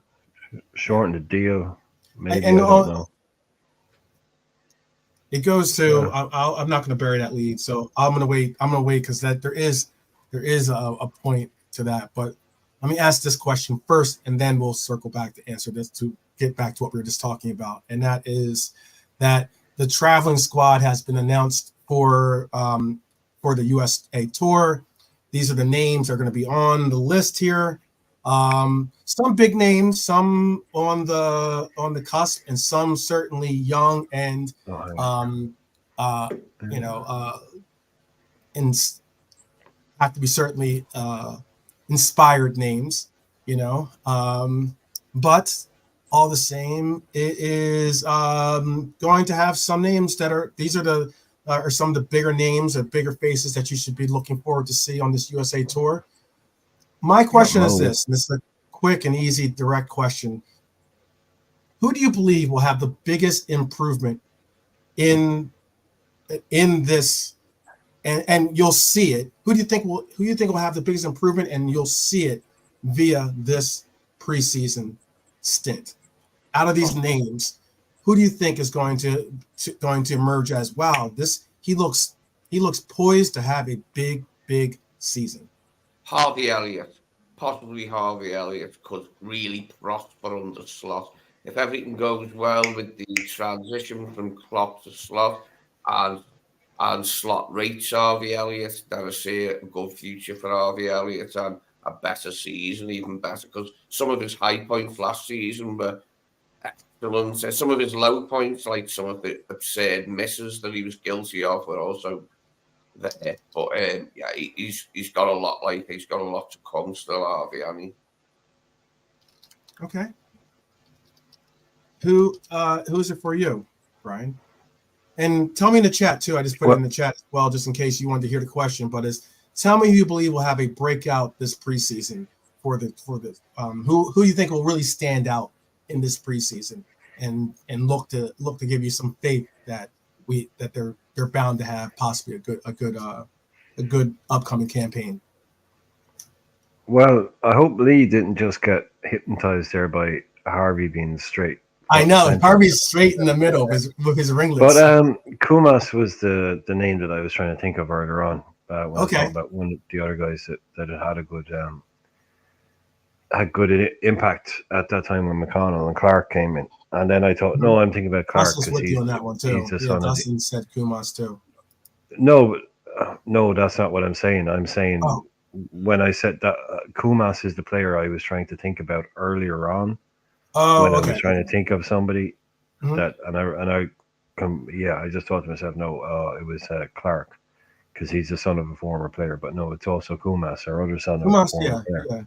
Yeah. So that was the guy I was trying to remember. Yeah, that had an impact. So, but you can see almost like the way they've lined them up there in terms of the way they build them. Like on the left, it's like the big players. In the middle, it's like and then the third row is all like players. You don't want to be in that third row. You want to be in at least the second row Mm-hmm. of the names. So Mm-hmm. I think of all of those guys that are going to go out there, having a standout, at a friendly tour, I guarantee that I'll take it differently. I'll take the question a different way. Um, who is going to look really good in preseason, and fans are going to lose their mind about him, and Okay, he you can won't say end it up that way. being at the club? Yeah, I Yeah. think that's going to be Carvalho.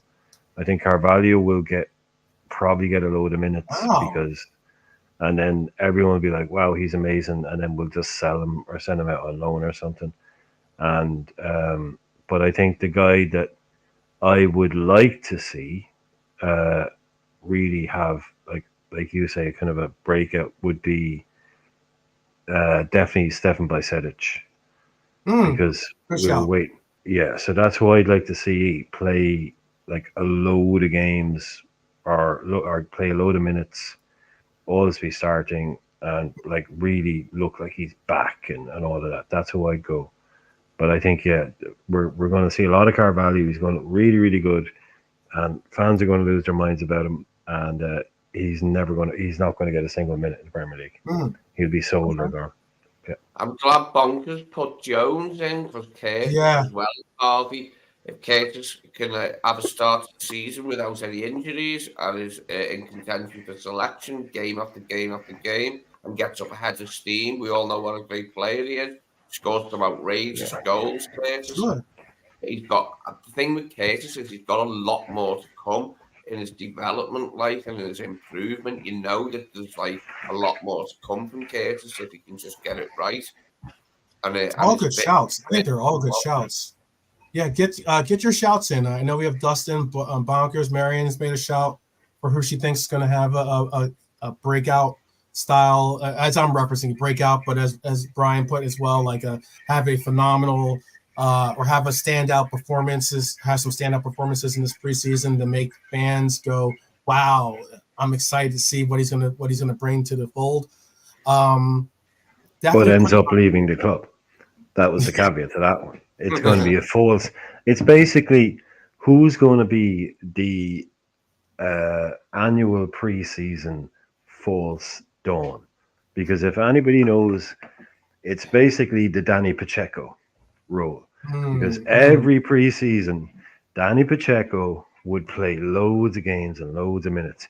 And the fans would be like, oh, did you Pacheco in preseason? It's unbelievable. He's going to be unbelievable. He's going to be brilliant. And it even became like, even before memes were a thing, that was a meme. Like, Pacheco is going to be brilliant this season. He's unreal in preseason. And guess what? Season comes around, Danny Pacheco back in the reserves, back in the under 21s, never seen again. But Never seen always, again. always, basically the archetypal, the best player in preseason award for Liverpool was renamed the Danny Pacheco Award and never seen again. Okay. So yeah, it's so my candidate for this year is Danny Pacheco is Ricky Carvalho. Yeah, there was Dustin. Like I said, Dustin gave a shout out for Kumas having a big breakout, possibly. Bonker said Clark Bradley again, but he also put down Jones as a name on there. I don't think Clark's not on this list, so he's not going to be He's not going to be going because Clark is already with. Yeah, he's with Salzburg, I assume. Yeah, he's pretty much with Salzburg. So, yeah, that's probably not. He's probably not going to be making this tour. Jay John's injured or something because he didn't play versus Preston. Dan's isn't on this list either because of I think he picked up a knock or something like that. But Dan's isn't on this list either. Let's see. Marion said Elliot, and she also gave a shout out for Kwanzaa as well. Yeah, Dustin. Yeah, yep, he did go to Salzburg. I was going to also Philly. Okay, Philly Liverpool FC says Diaz or Cody.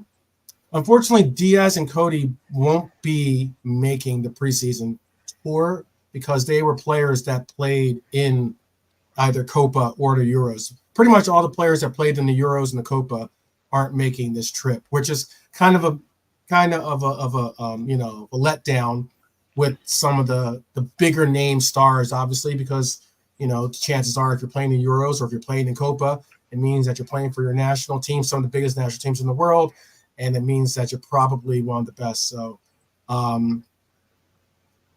so Dan's is not going to, as of right now, Dan's is not on this list. So I would assume that he's not going to be on the tour. Not going to be there. But this list is the Liverpool official, the LFC TV Go, graphic. So this is pretty much, a viable source to say who's going to be there. That this is a reliable source, I should say. But yeah, that's the list. I was going to say, but I was personally going to say, I want to see, and I think I will get an opportunity to see Jones make a real show this upcoming preseason tour, because I'd like to see. Look, Jones had made leaps and bounds with his progress and his reliability, and with his assertion of being a almost pretty much. I mean, a lot of people, myself included, would often say that Jones was a sharpied in starter when it came to the left-sided 8. When it came to this team, he had really established himself. If it wasn't for some of the injuries he went through and this and that, we would have been possibly speaking differently about his unassurance of having a starting gig. But I think that he really made a push, and I think that he understands that this is an opportunity to really, show that he deserves to be back and be again sharpied in choice in that. He gets in the side, early on the slot and shows his best form. He's going to be hard to shift out the side. Yeah. For whoever it is wanting his place. Mm-hmm. Yeah, Bonkers is giving you an answer there, Dustin. He's saying that Clark and Dan's are both injured for the preseason tour, so that's why you're not seeing either in this case. I have a fun little question before we get into the pop quiz, and how people react sometimes when you go to class and people are like, pop quiz, but it'll be fun. It'll be fun. My fourth question or fourth topic here is this, and it was dealing with, does City have a goalkeeping problem? And why I'm bringing up something related to City is because City is going through somewhat similar situation in that they're going to have to address their goalkeeping position. I know that there's been reports out there that Ali has been approached by Saudi Arabian clubs that are interested in bringing him in. They're also interested in splashing the cash and trying to make him, which would make him possibly the most highest transfer for a goalkeeper in European history. But with 1 year left, it got me thinking this too. These two questions, at least, they have a goalkeeping problem. They're apparently Ederson's going to be moving on to Saudi Arabia. That would bring Ortega in as their starting goalkeeper. And it would also, the relations to why I'm bringing that up is because we also have a situation where we have Kelleher, who is a goalkeeper being that is I believe a starting caliber goalkeeper. My question was originally, and it's a two-part question too. My first part of it was, do you think that if offered, we should do the same as City and allow for, take the opportunity to take the cash with Ali. Let's say they offer 100. They're not going to offer the same amount. I think they would offer more for Ali than they would for Ederson. But let's say we were to get 120 million pound offer for Ali. Would you say take that deal, promote Kelleher as a first keeper? That takes away the issue and problem of what he's been, the issue or problem away of why he's been pushing for a move, makes him the first team keeper, and now all of a sudden we have 120 million in the books to go get one player, if not multiple players. Would you go down that road, Lee? And then I'll ask you. If we were offered at 120 million pounds, yes, I'd sell him in a heartbeat. But I don't want to sell him, and I don't think anyone will offer us 120 million pounds or anywhere even near that. I don't want to see Alisson leaving, as good as Kelleher's been. Alisson's our goalie, he's our record signing, and he's our number one goalie, and we need him if we're going to do anything under slot. He needs Alisson as his number one. But if we were offered 120 million pounds guaranteed, then I'd take it, yeah, and promote Kelleher to number one. But nobody will offer us that or anywhere near that. I'm absolutely certain of this. Saudi aren't going to spend that money on a keeper. They're just not, mate. It's just not going to happen.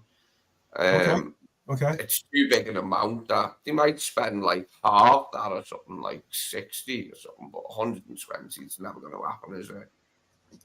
How much money they've got. Actually, everyone says they've got unlimited money, but they're quite tight sometimes. The Saudis, they go, oh, we only give you like this amount or that amount. And you're like, I thought you had unlimited money. Get it out. Yeah, well, Irishman, apologies about that earlier too, by the way. But what would be your, I know Philly Liverpool FC said that's a hard no from him. How about for you? Is it or if we got offered 120 million or 100 million, let's say, even that's a lot of money. 100 million comes across the table, and they're asking for Ali. Ali could see it as an opportunity to do something very similar to what Bobby did, which is go to Saudi Arabia, collect the bag, collect some serious money. Be able to return to. Yeah, I get the question. Yeah, Brazil. Yeah. Create like a foundation or create like a church, which is what Bobby has done with his money. Do you think that would you take the 100 million and try to read? Yeah, I get the question. I get the question. Yeah. Okay. Yeah. No, I was listening to the answer. Just quickly on Bobby. Bobby tried to leave after 4 or 5 months. Bobby tried to leave because of the lifestyle issues over there, and there was three clubs that were interested in him, and at the end of the day, the only club that was actually prepared to kind of put in a transfer fee for Bobby Firmino was drumroll. It was Sheffield United, and Bobby was actually prepared because his agent was shopping him around. His agent tried to get him. There was a story about him going to Madrid. That was from his agent. He tried to get him to go somewhere else because he wanted out pretty quick. So if Alisson is talking to anybody about what life is like over there, Bobby won't be the guy to go to. Neither will Jordan Henderson. Yeah. Because they did not like it and they wanted out very, very quickly. Same with Karim Benzema. But Benzema has been paid 100 million a year to play football there, but Benzema was also being paid 20 million a year to promote the Saudi World Cup bid for 2032 or whatever it is that they've got. So 20 million quid a year just to promote the World Cup bid. That gets you a world-class footballer over here. Over there, just gets you Benzema plus 100 million on his wages. So that shows you what it's all about over there. I'd be very, very surprised. And another big thing over there is cohabitation. You're not allowed to live with a woman in Saudi Arabia if you're not married to her. It's illegal, and there's no exception for foreigners. There's no exception for anybody other than Cristiano Ronaldo, who is allowed to live with his wife, who his partner who he's not married to, Mhm. but it is illegal, and it's a huge problem. Lots of players have partners who they're not married to that they have children with. That Mhm. is illegal in Saudi Arabia. No That's an exceptions. angle. You Yeah. cannot live with her. You Mhm. cannot live with a woman if you're not married to her, regardless of anything. Mhm. Again, unless you're Cristiano Ronaldo. So a lot Mhm. of these people, their families have to live in Bahrain or in different parts of the world, Dubai. Mhm. So it's a real big issue for a lot of people. Emmerich Laporte spoke out about it in a very big way. So some of these guys, which is why I was very surprised to see that Musa Diaby went there after last year. He had an offer to go there from Leverkusen. They put down 60 million to bring Diaby to Saudi Arabia, and he put out a big statement saying it was an incredible offer, but I want to test myself at the highest level. I want to play football at Mhm. the highest level. I want to win trophies. I want to, Mhm. and going to England. England is the best league. The Premier League is the best league in the world. That's where I want to go and ply my trade and show my, show my quality. 12 months later, he's off to Saudi Arabia. So obviously, he didn't enjoy the Premier League that much. But that's why Aston Villa are now able to spend what they're going around spending at the moment. But yeah, so obviously some people are going to get God knows what kind of money they've offered him. If Allison, apparently Ederson is all for it. He's all up for it. I would be very surprised if Allison thought, yeah, that's the place for me now. But again, you're not inside somebody's head. Are they? Right. Right. What are they offering this guy? And has he looked like? I know you're saying he's married, so it's not a problem for him. I'm just saying for Right. Right. it's one of those things for a lot I'm of just yeah. I'm just putting it out there for the chat in case they yeah. thought But that maybe you're implying that he's oh like. no, I wasn't implying. Oh god, no, I'm just saying for a lot of players who aren't actually married but long-term partners or whatever. It's like no, Yeah. you have to live in that house. You can't You're literally you not can't live. allowed to have a dog, are you? If you've got a pet dog, Oh no, you can have dogs and stuff. Yeah. I heard you're not allowed to write letters out of the country either. Like write a letter and post it out of the country. Is that true?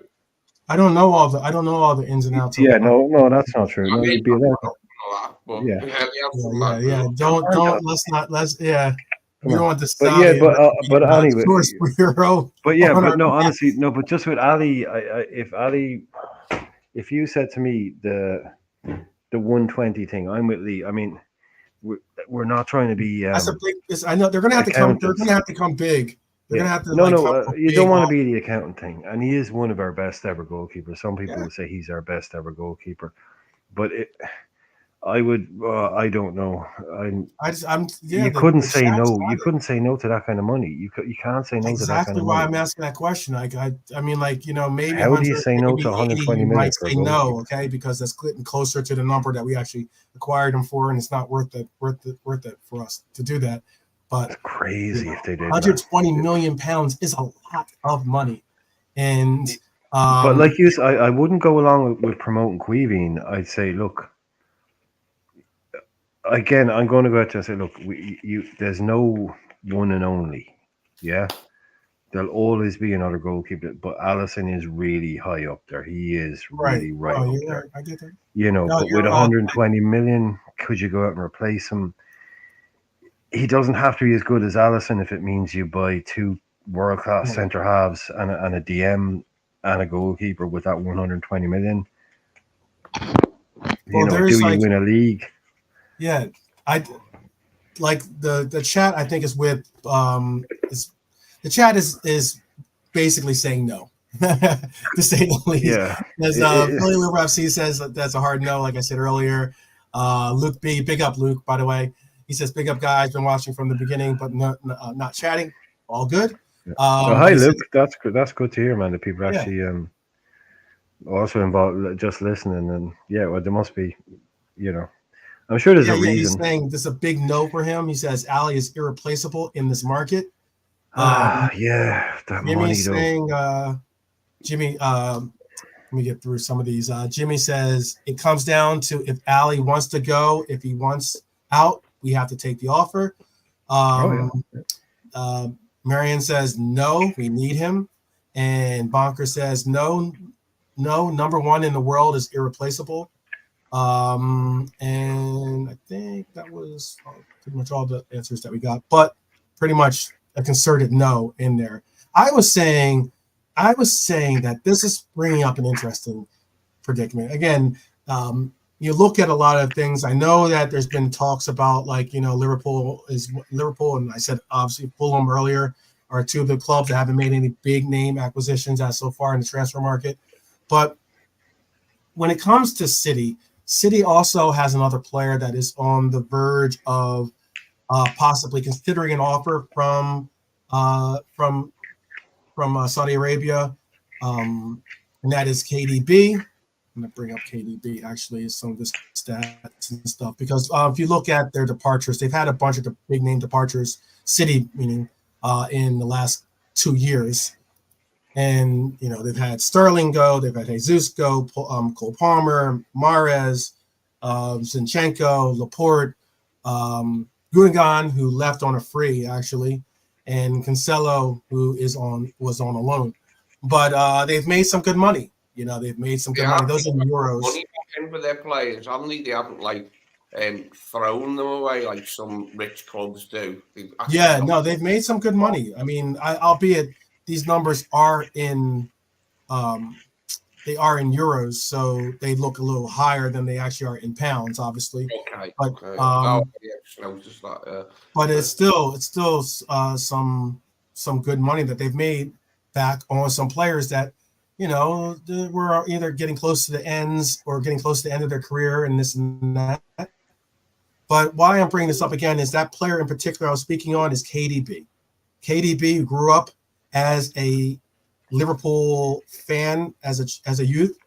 I was thinking he has 1 year left on his deal, and obviously they're looking at it. There's been reports that KDB isn't exactly that intrigued to make the move to Saudi Arabia, and that he's thinking of just riding out his last year on his contract, because he makes a lot of money, and just riding out the last year of his contract and then negotiating his own ideas as to where he wants to go after.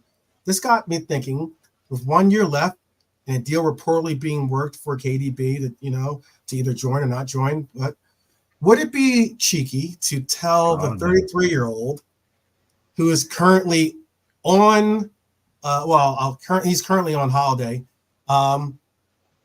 would it be cheeky to tell the 33-year-old KDB the City legend wants to join his boyhood favorite club to see out his contract, or if not to come here on a free, sign a 2-year deal with LFC, and possibly play out the last 2 years with one of his best friends in the league, VVD? Because, again, I said he's on holiday. Guess who he's on holiday with? He's on holiday currently with VVD. Okay. Currently, they were spotted in Ibiza.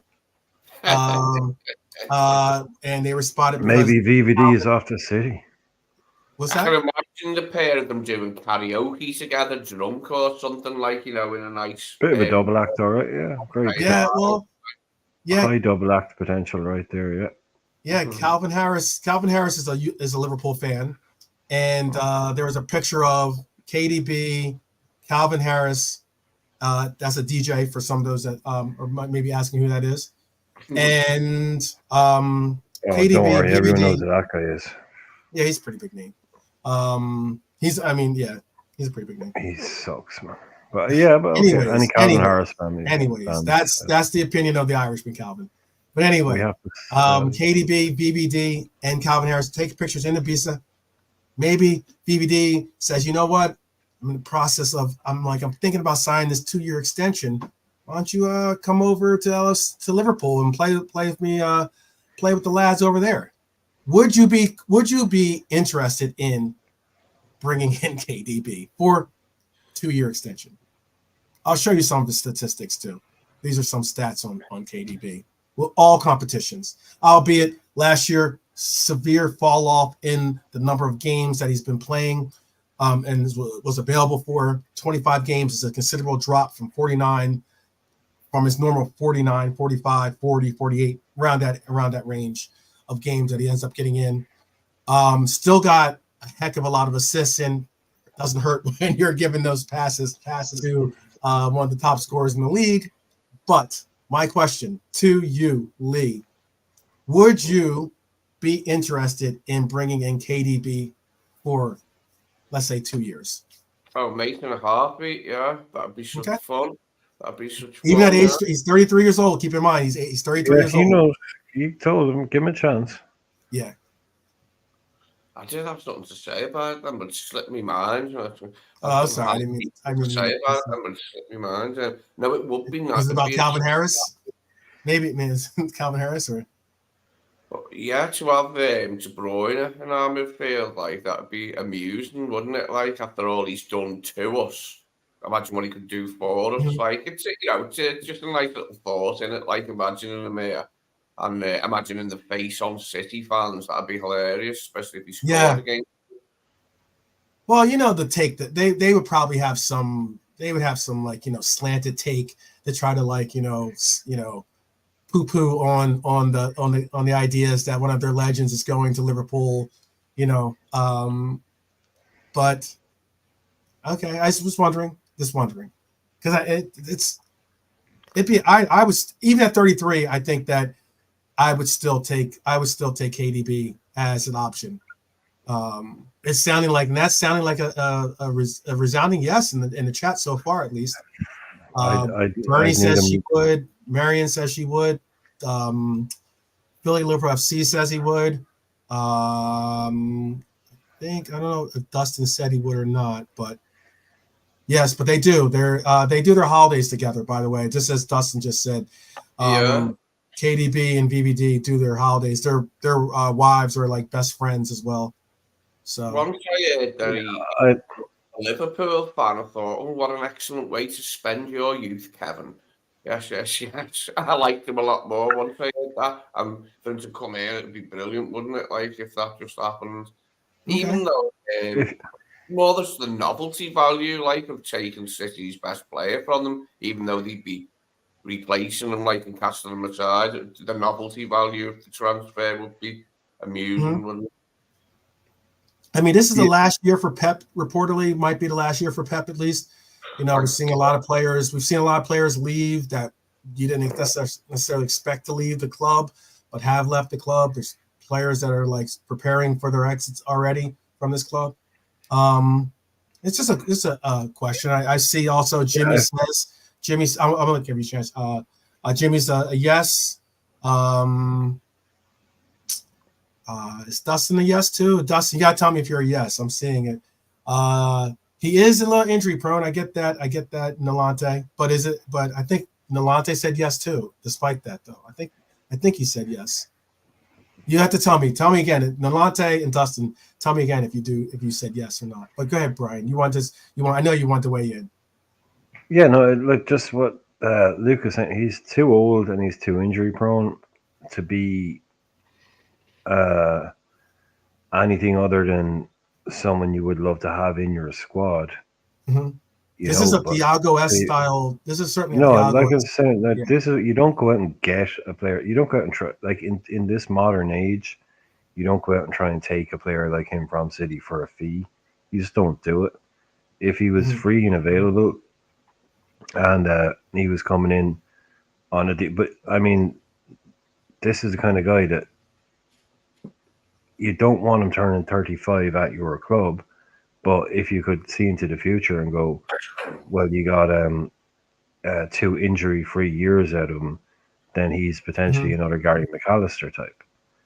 All the quality, ability. I mean, he's probably in his position, in the position that he plays. Shout out to Gary Mack. He's probably the best in the Premier League era. He's probably the best that's played in his position, in his role. Yeah. I mean, so obviously quality. I mean, the guy can play passes that very few other people can. So if you knew you were going to get the minutes out of him, then of course you'd take him. But would I go out and spend a fee and try and? I mean, the guy is. Let's He's say on 20. 300 grand a Let's week. say let's No, say that's they not going to say happen. 20 That's not million or going to happen. something. No, that's not going to happen. Because you are into another Thiago situation then. Because no one ever will bring Right. him I in. mean, He'll that's play around three the games price. to get I was injured gonna for say, 8 let's say months. it's around the transfer Yeah, fee of what we paid for yeah, Thiago. You know. yeah. Because I know it's all hypothetical. It's never going to happen. But yeah, say he was 20 million. But if he wanted his same wages, which is like around 300 grand, then I mean, No, look at yeah, like I think it's close to yeah, 40,000. yeah. Actually, So something like that. he's gonna Increase. he's gonna drop off a little bit, go on a free and go get some. But if you just look at that particular season there, 1920, 16 goals and 22 assists. 22 assists. Look at Yeah, last but he year. did Look at out of last. Wolfsburg. But look at his Look at last. Wolfsburg numbers Or not in last the year. The year season before that. before he was bought. 2023. Yeah, but in the season he was bought before that from Wolfsburg, he put up close to 20 goals and over 20 assists. Yeah. He was just insane. He was like incredible player. You look at his But appearances there over them seasons, and there's a lot, isn't there? He didn't spend that much time out injured, especially at the beginning. No, he that's didn't. all comps though. That's Yeah, all That's all comps. I comps. That's mean, all competitions. Yeah, that's not. yeah, Yeah, that's like not. 32, 25, 40. Yeah, I Yeah. mean, he is available, but like if you look at when they won the Champions League, he was subbed off in the semi final, right? He got it. He got a kick. Basically, got subbed off. Then that was like on half an hour. Then in the final, same thing. He had to go off injured in the final. yeah. You know, so this is happening to him now. That's right. I This is almost forgot that. I think yeah, I did actually forget. You just reminded me that he yeah, went off. Yeah, he was stubbed yeah. in the. This is happening to him now. All Yeah. like so, he's someone on your bench, play him when he's fit. You know, but you've really got to manage him, and he's a wonderful player. Like if we gotten him Okay. when he was 28, Yeah, I like it. 27, wow. I like it. I'm listening. Yeah, I'm he's listening. been astonishing Free player. KDB, and I'm thinking, I'm hoping, or I'm thinking that's the same free Son from Tottenham too. Again, 5 years ago, Sonny. Wow, Yeah. wow. Yeah. He's one of them players, De Bruyne, that like you can tell when he's about to do something special. You feel it in your bones, and then he just does it. He'll get the ball, and you go goal. You in your head, you just go goal, and sure as eggs are eggs, it's a goal. He can play. He can play a pass that I've not really seen many players be able to play, and it's basically I don't know how he does it because he plays a ball. He can play a particular type of pass where he can hit a ball, and it will go straight like arrows straight for a very long time in the air, and then right at the end it will bend sharply. Like everybody, he can play a ball that looks like he's hit a ball straight, and then it will bend into someone's path. He doesn't kind of. Most people have to hit it out and it curves back in or whatever. His passing, he can play passes that I've never really seen other players play before. Uh, He has a really incredible technique. I love his Uh, tech. I love his yeah, tech. it's weird, man. You see, like Alonso could do that thing where he could play like I always call it like a double through ball. It could beat like two players and then beat another two players without even anyone touching it, and then the guy is in behind. It's like he broke two lines with one ball. De Bruyne can break. Most players can break one line with a true ball. It's like wow, look at that. They Yeah. can break two lines with one pass, and it's incredible what he can do. His technique on the ball. If you look at the goal that Oscar Bob scored earlier on this season, he played the ball. He came on like he was on the bench and he comes on. He's in deep in midfield. He just plays this ball and it's like, where's it? Where's that going? It just bends into your man's foot in the penalty box right at the last second. It just bends onto his foot and he just chips This in and one, scores a goal. this one Unbelievable has, footballer. this one has to be, I guess, for you guys over on that side of the pond, because I don't think I've seen Jimmy Grimble. There's only one Jimmy Grimble. I think that's a joke. I think that's like a comedy movie or something. Jimmy It's like a Grimble British isn't. sports drama. Oh, okay. Yeah, I thought it was one of those like It's in comedy 2000. movies. Yeah, I Yeah. haven't seen it. No, I haven't seen it. Yeah, Yeah. look. There's gonna be some interesting questions going to be asked to City. I know that there's been talks about what Nolante is bringing up here, which is, um, Grealish. Yeah, yeah, yeah. yeah. There's been talks about that he might return to Villa. I know that we spoke on this on another episode on another show earlier this year, but Well, there's they're going all out on Oh, what they did? They spent 50 million quid on Onana. 50 million quid on Onana.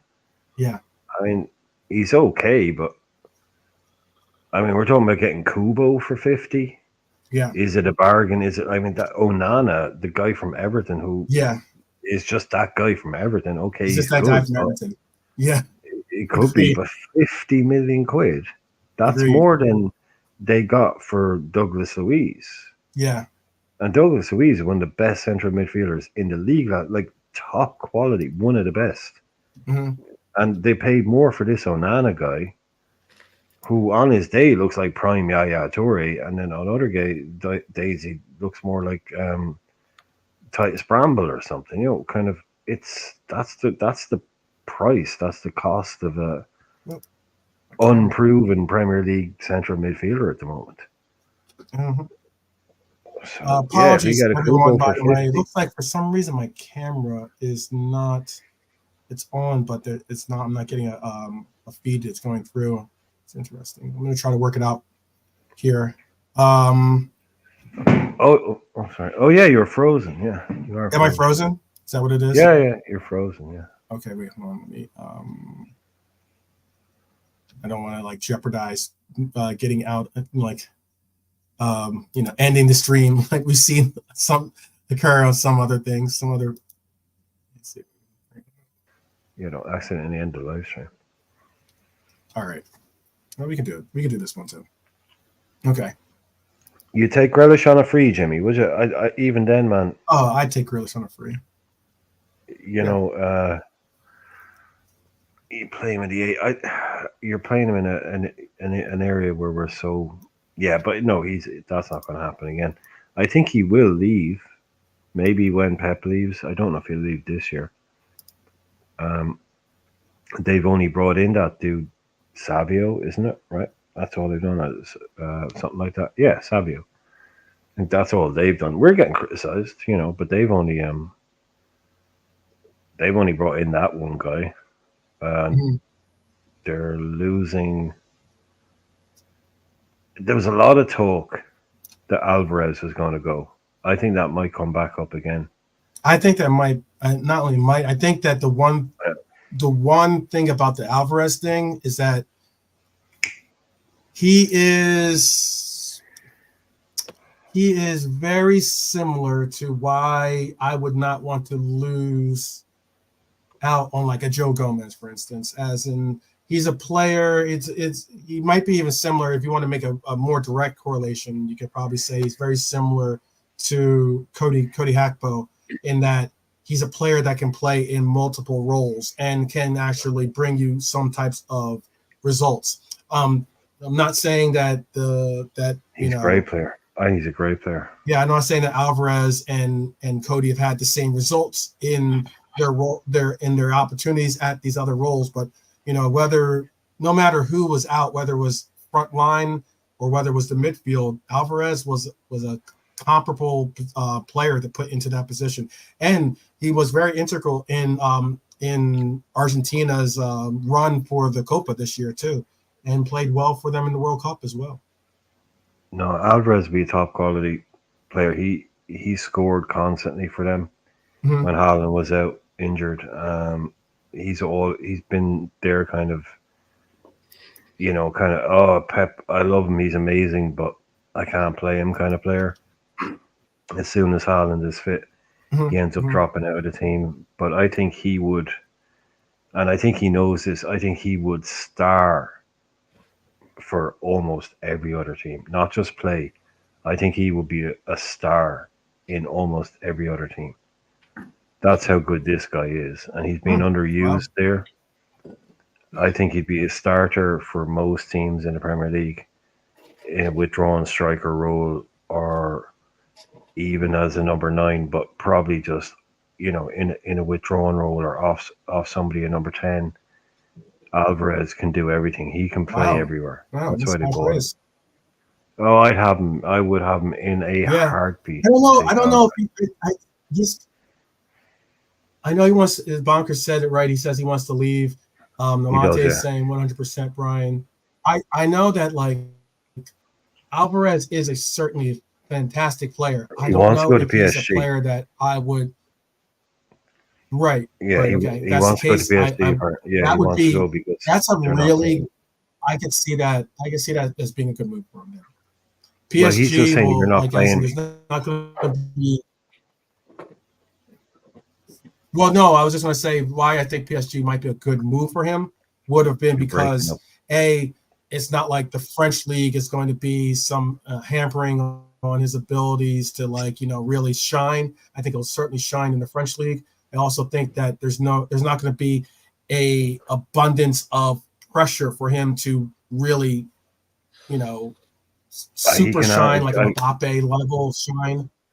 And No, but he could handle in it. the I tell last you, part, he could handle the pressure. I take him okay. honestly, man. I take him at Liverpool. It's like he wants to go to PSG because Oh yeah, for sure. I think he's he'd be a not getting fantastic played. acquisition. Yeah, he's not getting played, and He'd be a I fantastic applaud these guys that are looking at City, going, "You're not going to play me. I want to go. Yeah, I'm too Yeah, good no, to sit I here." applaud it. Yeah, and I would. I'll see him go. I'd see him go somewhere else. They'll lose him. They could lose Grealish. They could lose. They will lose Guardiola next year. Walker will retire soon. Stones is in his 30s, so this is kind of the end of that Guardiola era coming up there. But Absolutely. Alvarez has been, For more than one Alvarez reason. has been Yeah. underused. Yeah, Oh, exactly. For more than one reason, hopefully. Yeah, I used One to like thing that. yeah. No more. Want him to go. Okay, so last but not least, we got this pop quiz that I said that we have coming up. Hope you hung So around for the pop quiz. I hope you hung around for the pop quiz. Definitely. I don't have my phone by me. I was going to invite Nolante to be a participant in this, but Nolante could be like, I guess, the captain of the chat. If not, otherwise I would invite him to be a part of this. But I'm going to bring this up here. Just send it to me, Bernie, on Discord. Whatever it is, just send it to me on Discord, and I'll pass it on. Or else the email is in the description, or the Twitter. 12man's Twitter is in the description. Either send it to me on Discord. Yeah, my Twitter. Or send it to him on. It's pretty easy too. On Twitter. Yeah, if you follow him on Twitter, and he'll just follow you, unless you don't have Twitter. But either that or just send it to me on Discord. I'll pass it on.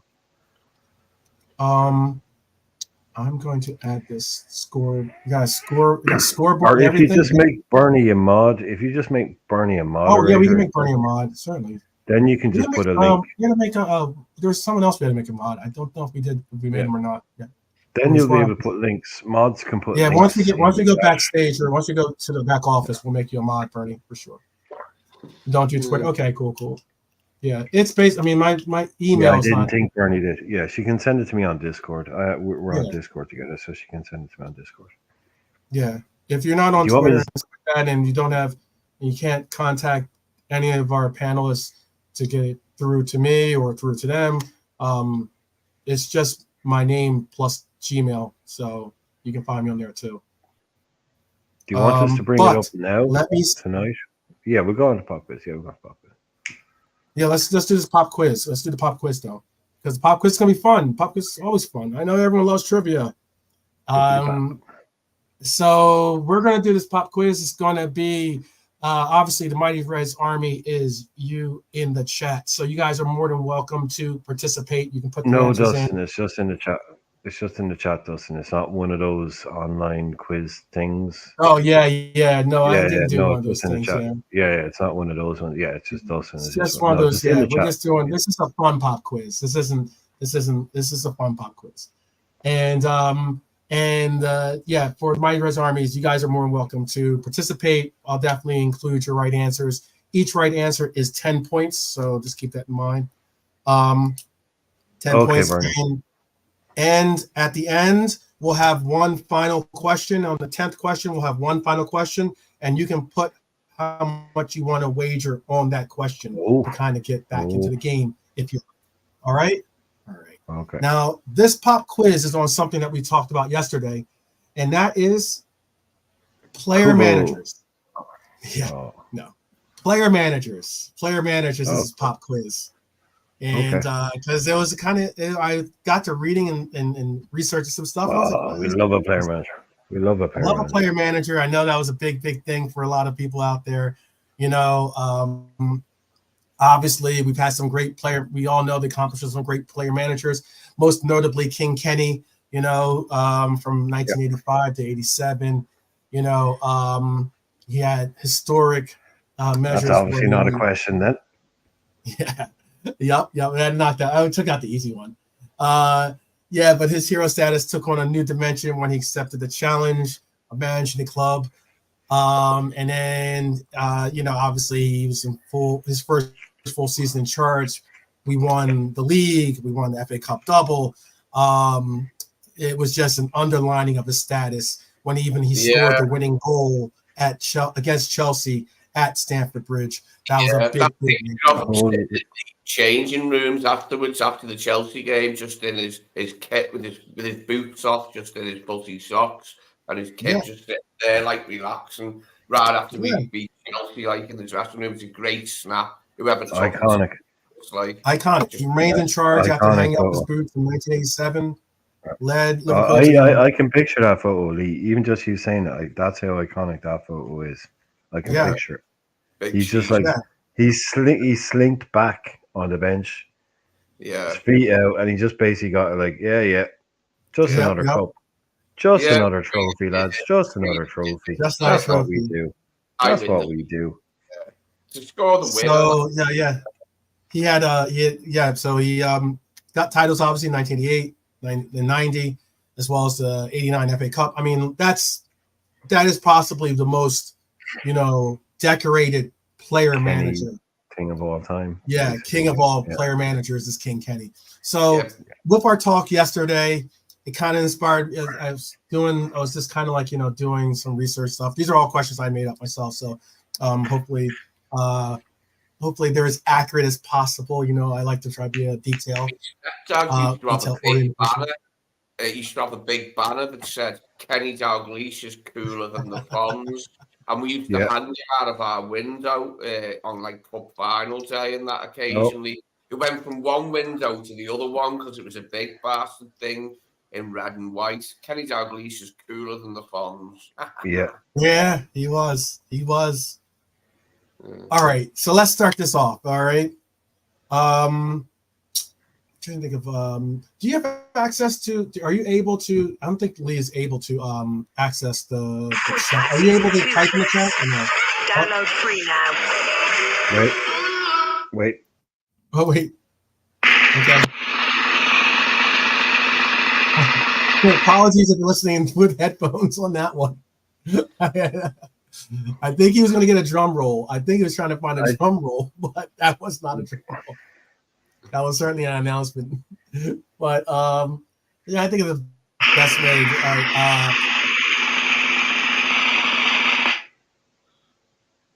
There you go. That's the drum roll. So we are now in this pop quiz. You see the three scores is going to be out there, and each correct answer is 10 points. We're obviously, I'm going to ask each of you to be as honest as possible with your answers. So, because I was going to say for you to type them into the chat, but I don't think Lee has the ability to type them into the chat. If the Irishman wants to type into the private chat, I'll look at his answers. And make sure that into the private chat. You want me to? Okay. Yeah, you can put into the private chat and put your answer in the private chat, and then I'll. Yeah, I can do that. Okay. So, all right. This first question. This former Liverpool player. Who is this to? This is to everyone. That's why I was trying to say. Okay. Yeah, I didn't want to. So I shouldn't be looking at. Do I need to turn off the chat? Yeah, Should turn I off the turn chat. the Just chat? look at your own. Oh, Yeah, okay. just keep your eyes on your own Okay. paper. Yeah, that kind of Okay. deal. Okay. This former I'll turn Liverpool off the chat. player led a club from Bye, the chat. 4th division. This former Liverpool player led a club from the 4th division all the way to the top flight for the first time in the club's history. Can you name him? Now, Lee, don't shout out your answer. Don't shout your answer out Right. because we're all answering the same question. Right. We're all answering the same So, questions. so if what I'll do if is Lee, so if Lee knows it, put what your is answer in the private chat, Irishman, and Yeah. then I'll allow for Lee to answer too. But put your So answer. Lee- I'll always I'll let I- the Irishman go first by putting his Yeah, answer in the 'cause- private chat, and then I'll allow. yeah, Lee to answer. exactly. So Lee, don't say anything until he tells you to go, because Right.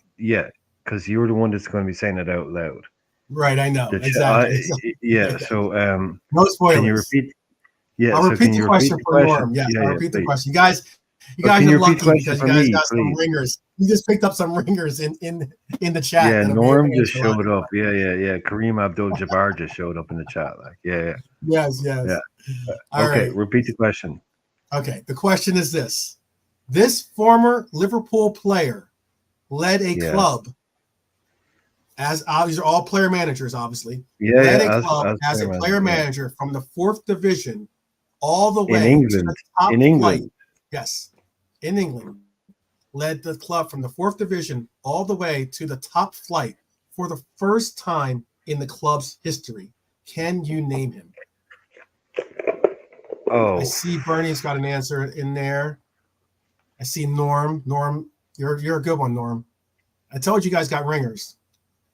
And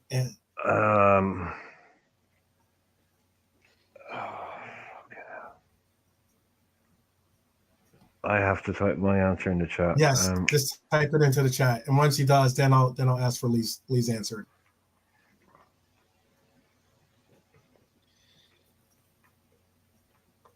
Don't worry about spelling, by the way. Don't worry about spelling. Just take a wild guess. Yeah. There you guys go. Chat's getting them. Chat's got them. Yeah, it's good. I think I froze up a little bit. No, here. I put my answer in the private chat. You put it in? Okay. What is your answer, Lee? What is your answer? Ashak for Swansea. All right. Yes. Ashak Swansea. Okay. That would be correct. That would be correct. And the chat got it right too. Norm was the first to get the right answer, but Dustin and Bonkers got it too. Tashik from 1970, obviously to 1978. He played for Liverpool, had 172 appearances, 75 goals. But he also. So you're going to tell everyone what my answer was? No, you got to tell what my answer was. Your answer was IDK. Yeah. Yeah, you have to announce it that I got 0 points. Okay, I didn't know you wanted people to know it. I didn't No, know that's my answer. I did. No, I'm playing the game here. I'm not pretending. I don't know. I don't know. I didn't realize he player managed them. Yes. I'll give you the background. Yeah, I'll tell you. After obviously, all the way. Yeah. Tashik like dropped he was down, still player manager by the time they got to the 1st division. Tashik dropped down to the 4th division to take charge of Swansea. I knew that and much, become but the youngest manager in the league at 28 years old. He hit the ground running with two successive promotions, the second of which was claimed courtesy of a goal from him himself. And then after a season of consolidation, took Swansea into the top flight for the first time in their history in 1981. But he was Swansea still playing. Season before suffering relegation, and Tashik departed for a role at Sporting Lisbon. But was he still playing when they reached the top flight? Was he still a player manager? Yes, he was. Yeah. That's incredible. I didn't realize that. I thought I knew he went to Swansea, but I didn't realize he actually. That's mad. I'm gonna have to go and there'll be a video about that. I'm gonna have to go and watch a video about that. I'm sure. That's a gap in my knowledge there. That's a big gap in my knowledge that I was not aware of. I'm gonna have to go Yeah, I know. That was 10 points for the chat. Yeah, he got the Real Sociedad job. He John did. Son. He got Sociedad, then he got the fucking Madrid job. He was a legend in Spain, man. He's a legend in Spain. Then he goes to Turkey. John Toshak is worshipped in Spain. They Yeah, think he's one. Like we remember Toshak as a player. yeah. Like like in Spain, he's revered as Mhm. a Like world class manager. yeah. They don't know him as a player. They just know Toshak, the manager. Whereas we know him as a player, not a manager. It's weird. Mike But he Roberts, is, massive yeah, TV personality. One yeah, yeah. he ended his Oh, career. he died recently. He died recently, didn't he? Oh yeah, Sam Mike Roberts, like, nice guy. Yeah, he was a scouser. He basically invented All right. football TV punditry, and he was like the go-to Yeah, guy yeah. over there. He's Just goes to show you if you learn the language in a country, you know what I Well, mean? we've got 9 more questions. We got 9 more questions. I'm glad to see that this is spelling out some real interest in our former players. But let me bring in number 2. Let me bring in number 2 here. Since we're at I'm getting number ready on 2, the keyboard. Okay. this is my only joint player manager question. Okay. I don't know how many joint player manager there were, but this one particularly has a joint player manager role. So I couldn't. So again, it wasn't until the duo went solo that they got promoted to the Prem. But can you name the only Premier League joint player manager in Premier League history? Wait, so a club had a joint player managers manager that managed together, and they were both player managers at the same time. Both player managers at the But same they were there time. at the same time. Interesting. It's a mad one. Yep. Can you name that in the chat? This one's gonna be tough. You guys gotta. I'm actually interested to see what Norm comes up with. You know what? I know this, but I can't. And Delonte too. Norm and Delonte. It's there somewhere, like on the outskirts of my mind. I know it, but I can't. But just right into the middle. But just quickly, can you go through it again? Did they get promoted? Okay, so this is my only joint player managers I could find, but it wasn't until the duo went solo that they got promoted to the Prem. So they were player managers. They were joint player managers for the same club, but then when one of the player managers became solo, he went solo. It was still the player manager. He was still a player manager for that team. For that team, he was the player. So he went from 2 player managers to just having 1 player manager. Okay, so one of them left, and then they got promoted. Yep. Okay, so a team in the championship had a joint manager who were both player managers.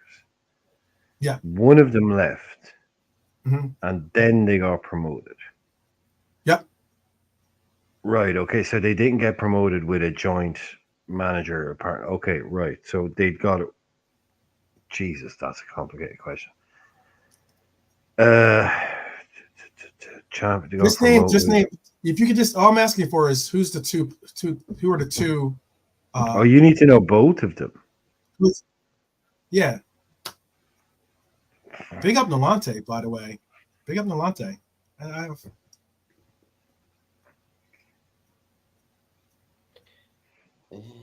That was before Well, no, technically, no, I don't know if it was actually. Well, no, you know what? It wasn't Premier. It was 2 years before. 2 years before the Premier League. So you're right. Well, 92, 93. When they initially became when these two joint became, it was before the Premier League existed. But then, 92, 93 is when it started. Yeah. Right. So they got when it started, the Premier League. When the Premier League started, yeah, exactly what you said. Because I'm just answering. I'm answering something. I know you can't see the chat. I'm answering something from the chat. I'm sorry. I'm gonna. Is this another IDK for you? Yeah, I don't know. I don't know. That question is like. Lee, you want to give an answer? You want to give a shout? The chat already got the right answer, by the way. The chat already got the right answer. No, I haven't got one. No, I can't get one. No? All right. Steve Gritt and Alan Kirbishley for Charlton in 1991 to 95. Gritt and Kirbishley were named as joint player managers in 1991 when Lenny Lawrence left the club. The pair laid the foundations for a successful future for the club as they returned to the Valley in that period and brought through, various youngsters, blah, blah, blah. And then Kirbishley took sole charge in 1995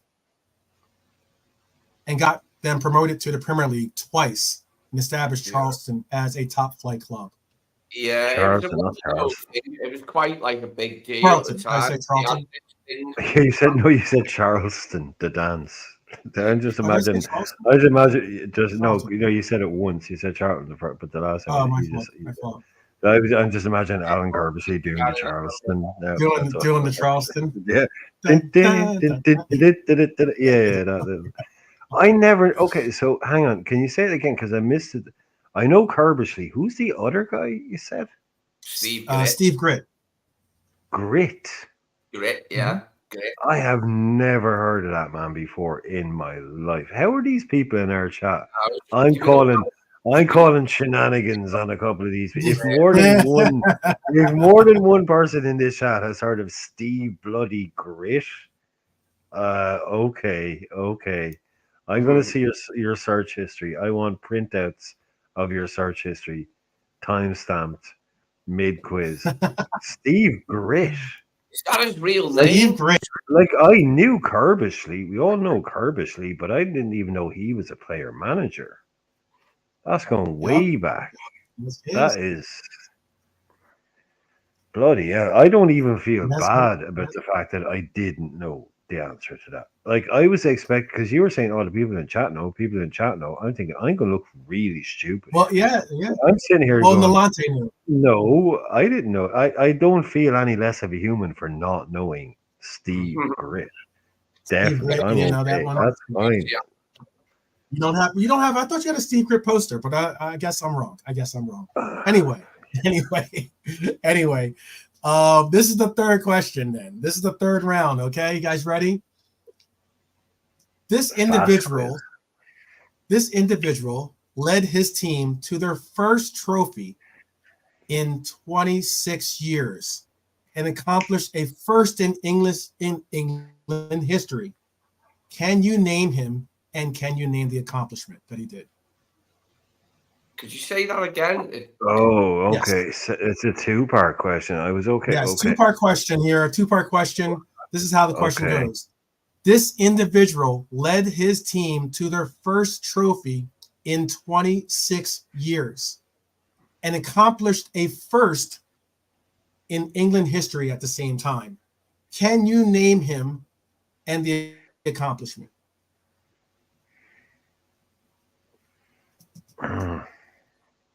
No, it is not that. No, I'm not going to say what the answers are in the chat, but I'll tell you if you're right or wrong in the chat.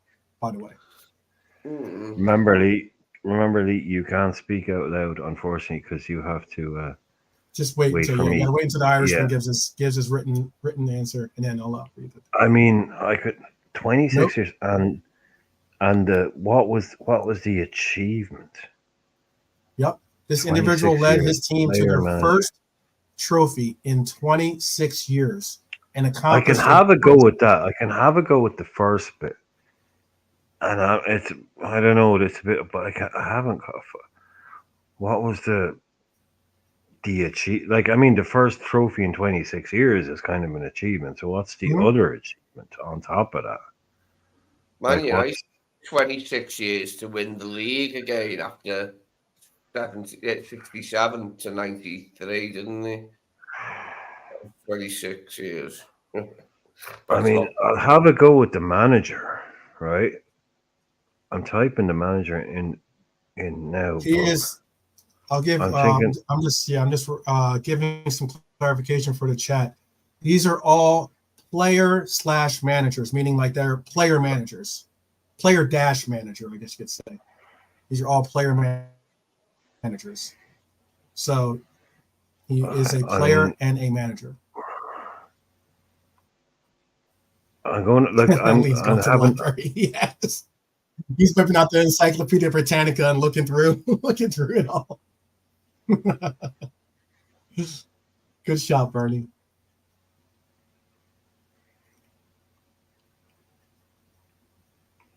Tell me when you have it in there, and then I'll ask Lee. I mean, I've had to go. I put one in there now. I put something in there now. It's a half again.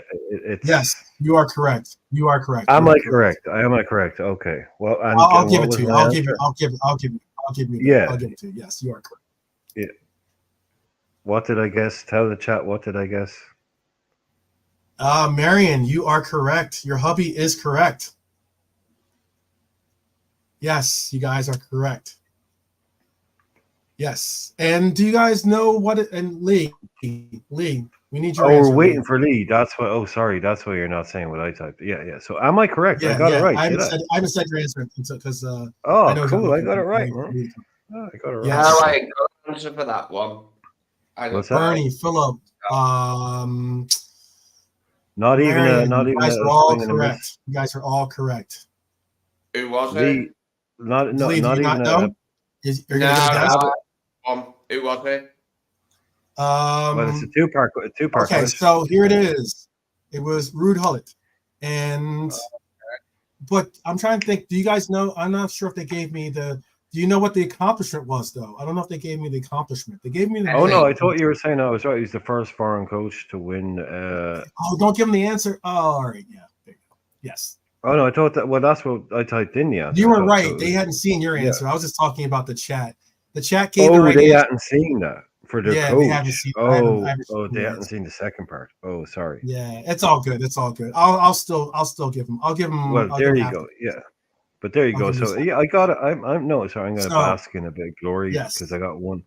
It was Ruud Gullit, and he was the first foreign coach. Yes. To win he replaced Glenn Hoddle, and he guided Chelsea to an FA Cup success in 1997, their first trophy in 26 years, becoming the first foreign coach to win one of England's major trophies. Okay. Very good. Very good. There you go. All right. Now that makes me feel a lot better. That makes me feel a lot better for not knowing who that guy whose name I've already forgotten was. Who? Oh, Steve Gritt? Steve. I thought you would never. No.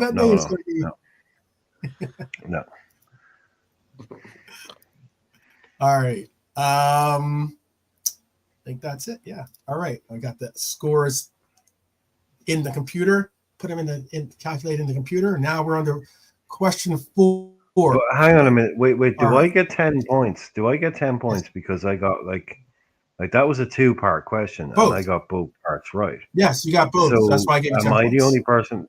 So yeah. So the people who got Gullit, right? They don't get 10 points, right? No, I gave them 5 points. The second part. Yes. Oh, okay. Cool. Okay. So, all right. So now we are on question 4. I still can't spell the word foreign, by the way. It's all good. I can't spell the word foreign, right? And I can't spell it so badly that it doesn't even come up in autocorrect. When I try and spell. What you're trying to do. When I try and seriously. Like I'm good at English and I'm good at spelling. But I don't know how to spell the word foreign. I honestly, I don't. Trip you up, and they're not even complicated. Yeah, I come at like it. I don't know what angle I'm coming at it from, but autocorrect is just like, because like when autocorrect offers nothing, and you're just left looks. Yeah, I don't know how to spell that word. I don't, and I never will. It trips me up when I try and spell it. It's a bastard of a word, man. Yeah. It really is. Because the G. Anyway, next question. Okay. This individual led Chelsea to 3 trophies during his spell as player manager. Can you name this individual? This player manager led Chelsea to 3 trophies. 3 trophies. Can you name this player manager? Well, I'm assuming it's not the same answer as the previous question.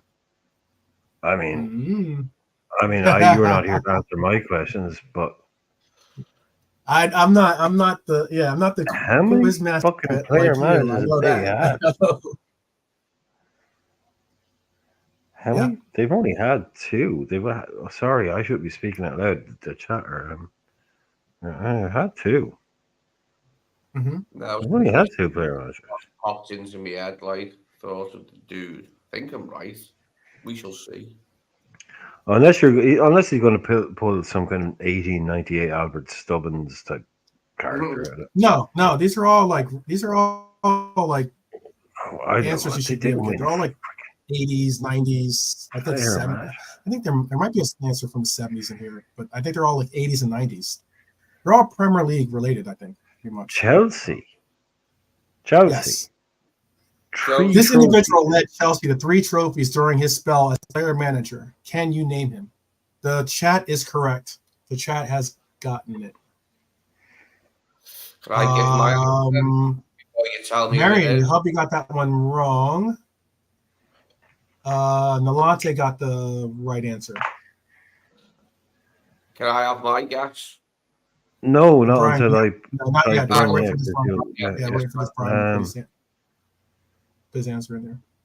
this one is frying my brain because you know how many times like I've gotten Lee. You don't realize how many times me and 12 Man have done his little pop quizzes, and I've gotten stuff wrong 90% of the time because it's like, well, that's too obvious. It can't be that guy.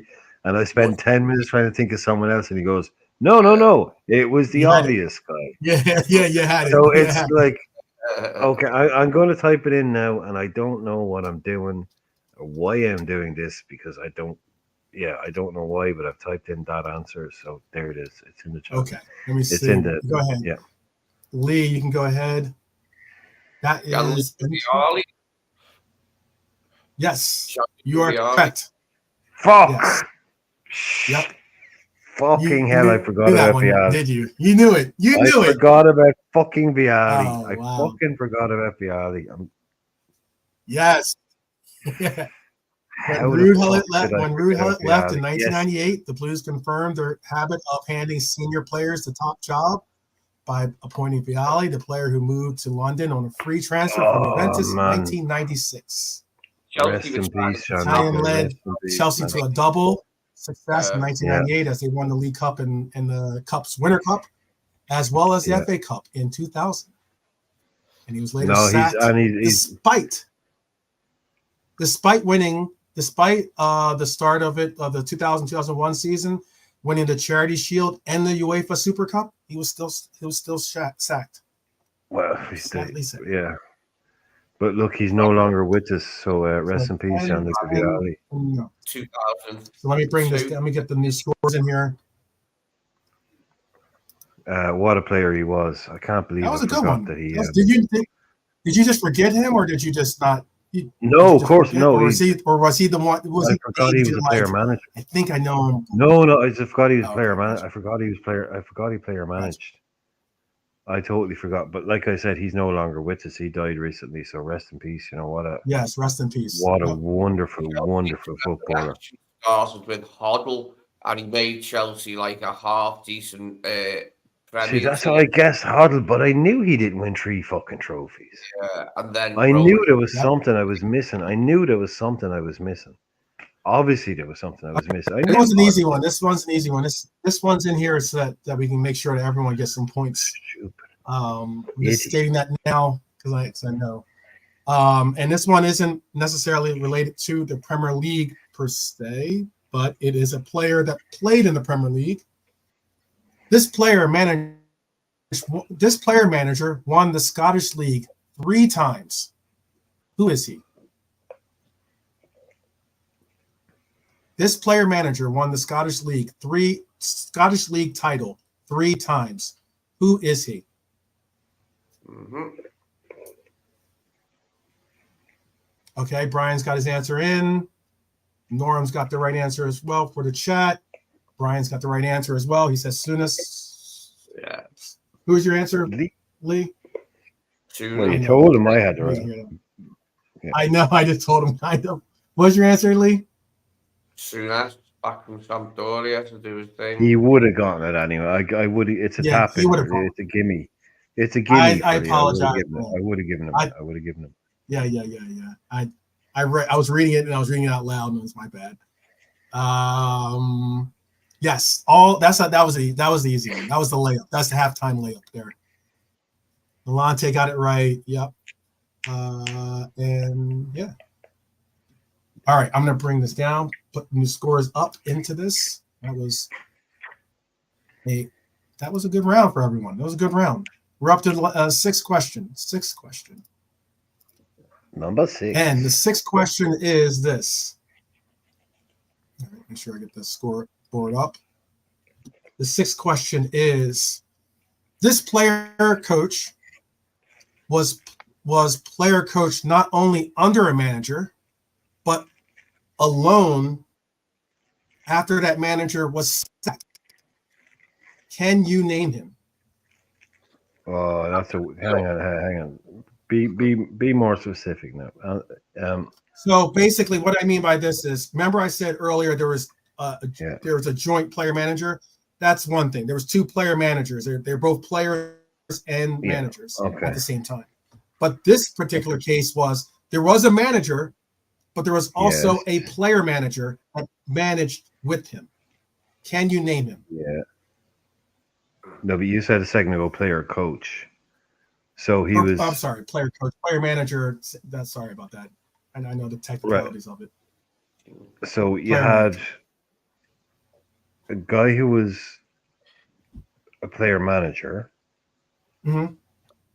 right? And he also had And there's also a manager. So a team had a manager and a player manager.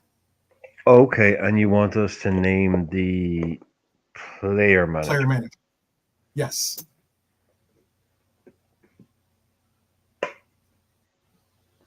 Okay. Trap Joe, this one isn't from the Jurassic period of the pyramid. So by the way, there was a manager, and underneath him was also a player manager. Wow, this stumped Norm. I'm surprised. Right. I have a guess. Conte, not correct. I don't think it's right, but I'm going to put it into the private chat. Put it in. Bonkers. No. Philip. Scott Phillips stumped too. Let's see. Go ahead, Lee. Tell us what your answer is. Was it John Barnes? No. Wow. I don't. Yes, it's Premier League. Yes, it is. There's an answer. My guess is in the chat. Is it right? No, I said yours is wrong. I'm sorry about that. Yeah, I saw it. You guessed Carrick. That was incorrect. Barnes is incorrect. It is Premier League. Yep. John Aldridge is incorrect. Robert Page is incorrect. Manager. Dustin, what's your answer? I was too far up now. I know. I thought I saw Dustin give an answer. It's not Pierce. Nope. It's not Lombardo. I'll let Dustin have another shot real quick. So I saw Dustin put an answer, but it's too far up for me to see. So if Dustin, okay, a player manager. I'll give it to. I'm going to give you guys. I'm going to give them the points.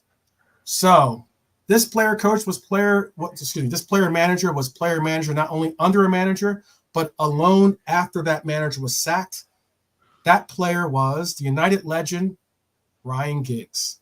Ryan Giggs was appointed as player I was fucking close to Carrick. I knew it was United. I fucking knew it was Manchester United. Then was named interim. He was named interim coach when he was sacked in his first season. He stopped playing at the end of the 2013-14 season, but was appointed as Louis van Gaal's assistant. Yes. Yeah, but I knew it was but he was never a player manager under a manager, but he was a Yeah, I Yes. don't know that, but I knew it was Man United. That's why I went with. That's why I guess Carrick, because I Yeah. knew it was Yep. that era. I knew it was something to do with Ole Gunnar Solskjaer, because Yeah. that's what they were doing at the time. They were promoting um the Carrick had like 6 games, I think, Oh, definitely. as United manager. Giggs was Yeah. manager. Everyone forgets he was the manager. Yeah, I knew it. I was on the right track at least. I'm giving myself 5 points for that one. But anyway, Ryan yeah. Giggs has got a new Yeah. book out, you know. Ryan Giggs has got a new book out, and he said he probably would have succeeded as a manager, but he devoted far too much time to stealing his brother's wife from him. Exactly. He's going. You know that? Do you remember that OJ book? Do you remember when OJ released that book? I didn't do it, but if I had, this is how I would have done it. Ryan Giggs is definitely going to release. I didn't shag all those women, but if I did, this is how it would have went down. Type book. There was an He's a advert with his scumbag. brother. I've He seen was. it on YouTube. There's an advert with Ryan It's Giggs' brother. horrible. I've seen him in the Paddy Power one. The Paddy Power one. It's embarrassing. Guy goes No. Marion. bits of rod, and he goes, "Nah, Yeah. not today, mate." And then gets in this car with this fit-looking bird and drives off, laughing. Yeah. Yeah, It's. bitter, I not s- today, mate. They did they did a campaign like that. That was about a year, Leo, Paddy I Power know. ads. Yeah, where they made basically they made Rodri Gigs relive the whole thing as a joke to get paid by Paddy Power. And the Mhm. whole joke was him doing ads about basically how his wife had been having an affair with his Oh, brother goodness. No, for like 10 years. Let's move Yeah. on to questions. But basically, no, that's no, just saying, like Ryan Giggs, man, you can have anyone in the world you want, Yeah. and you Mate, still go and he's a Yeah. you nice still looking go, man and a yeah. footballer. Big up and to like, Dustin, by the way. that's his brother, to his own brother. That's Man United players, man. That's Man United players for you. Yeah. That's what they do. Big That's up what they Dustin. do. Dustin saved the chat on that question by getting that question right. Big up. Right, let's go. Let's go. Let's go. So this question is this is number 7. All right. We like sevens on this channel. So The team. this Premier era coach or manager, this Premier era manager took over and led his team to the round of 32 in Europa and saved his club and eventually ended up saving his club from relegation. Can you name this player manager? And I'll give you 5 extra points if you can tell me what team it was that he managed. Premier League. Premier League. Yep. The round of 32. That's like He brought him to the he led his team to the round of 32. so. That's they got out of the group stage. Right. Player manager. Repeat the question, Okay. if you don't mind. This Premier League era player manager took over and led his team to the round of 32 in Europa and saved his club from relegation. Who is he? And for an extra 5 points, what team did he manage? Well, if you know who he is, you're going to know what club it is. So, Probably, yeah. I'm trying to help you guys out. You guys are kind of falling behind a little bit, so I'm trying to help you out. player manager 32. Europa. It's Europa. Relegation. Milante, yes. Saved from relegation. And then he saved him from relegation. Yep. Who's done that as a player fucking manager?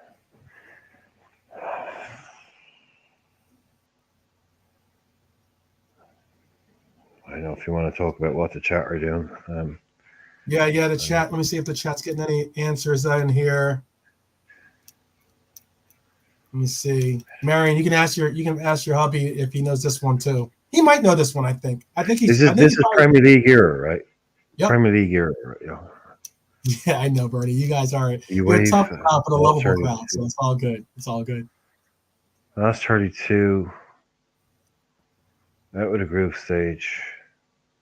Relegation. Yep. Player manager. Fuck me. It's a relegation. And this is something. This isn't Trap Joe. You should be able to answer this one. This isn't some like way back in the day thing or something like that. I mean, I'm already calling it Europa, so Yeah, he's back making tea. He might be. Maybe he's hitting the library once again for this one. I hope these If aren't this is an answer, I hope these aren't you some guys should temporary be able to dudes. get. I You hope should be able these to aren't get some temporary dudes who were manager for 3 games or something. I hope they're actually officially the manager. No, he was after doing it, he was appointed the position permanently. Oh, so after it happened, he got the job. No, Is no, that he Scott was Parker? no, he was. What's that? He was appointed. So I'll Oh, repeat the question, and then I'll give some more context. This Premier League era player manager, he was appointed the job. He was appointed it during that season. So this Premier League era manager took over and led his team to the round of 32 in Europa and saved his club from relegation. So his manager was sacked, and they promoted a player manager. Who is he, and what team did he manage? Norm is incorrect.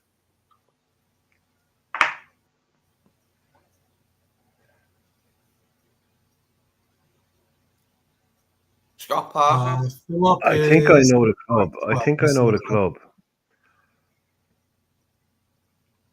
I blurted that out earlier, Lee, and that's what I'm going to go with. I don't think it's right, but I'm going to go with it.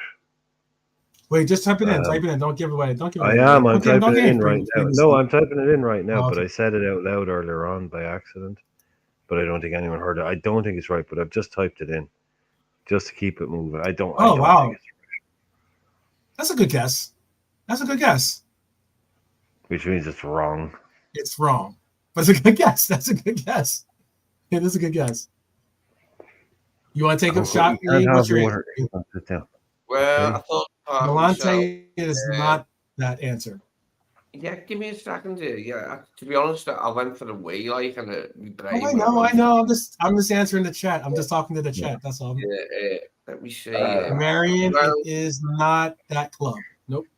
Right. Milante is not right either. So far, the chat has not gotten it either. Okay, Coco, you're gonna have to go. Oh, big up. Pops is in the house. Big up. It is not that answer either. And Marion, it is not that. It's interesting, Marion. That's the same answer that Brian gave, actually. Same wrong answer, but it was that answer. That was a good answer. I thought that was a good guess. And Norm, that is not it either. I can't get. You're gonna go. I don't know. So this is the first question to stump everyone. This was Gary Monk. Monk was the Swansea caretaker. He was the caretaker player. Yes, for Swansea in 2014. I thought of Swansea, but I couldn't think who it was. But Swansea comes to mind, but I couldn't. Gary Monk, was named as an interim player manager. When Michael Laudrup was sacked in February of 2014. That season, they reached the round of 32 in the Europa League and survived relegation from the Premier League. He was appointed a permanent boss. He was appointed as the permanent boss the following season, but hung up his boots when he became the permanent boss of the team. Yup, Gary Monk. So that's the first round that we got that no one got him. That was surprising. All right. So I'm gonna put that round in.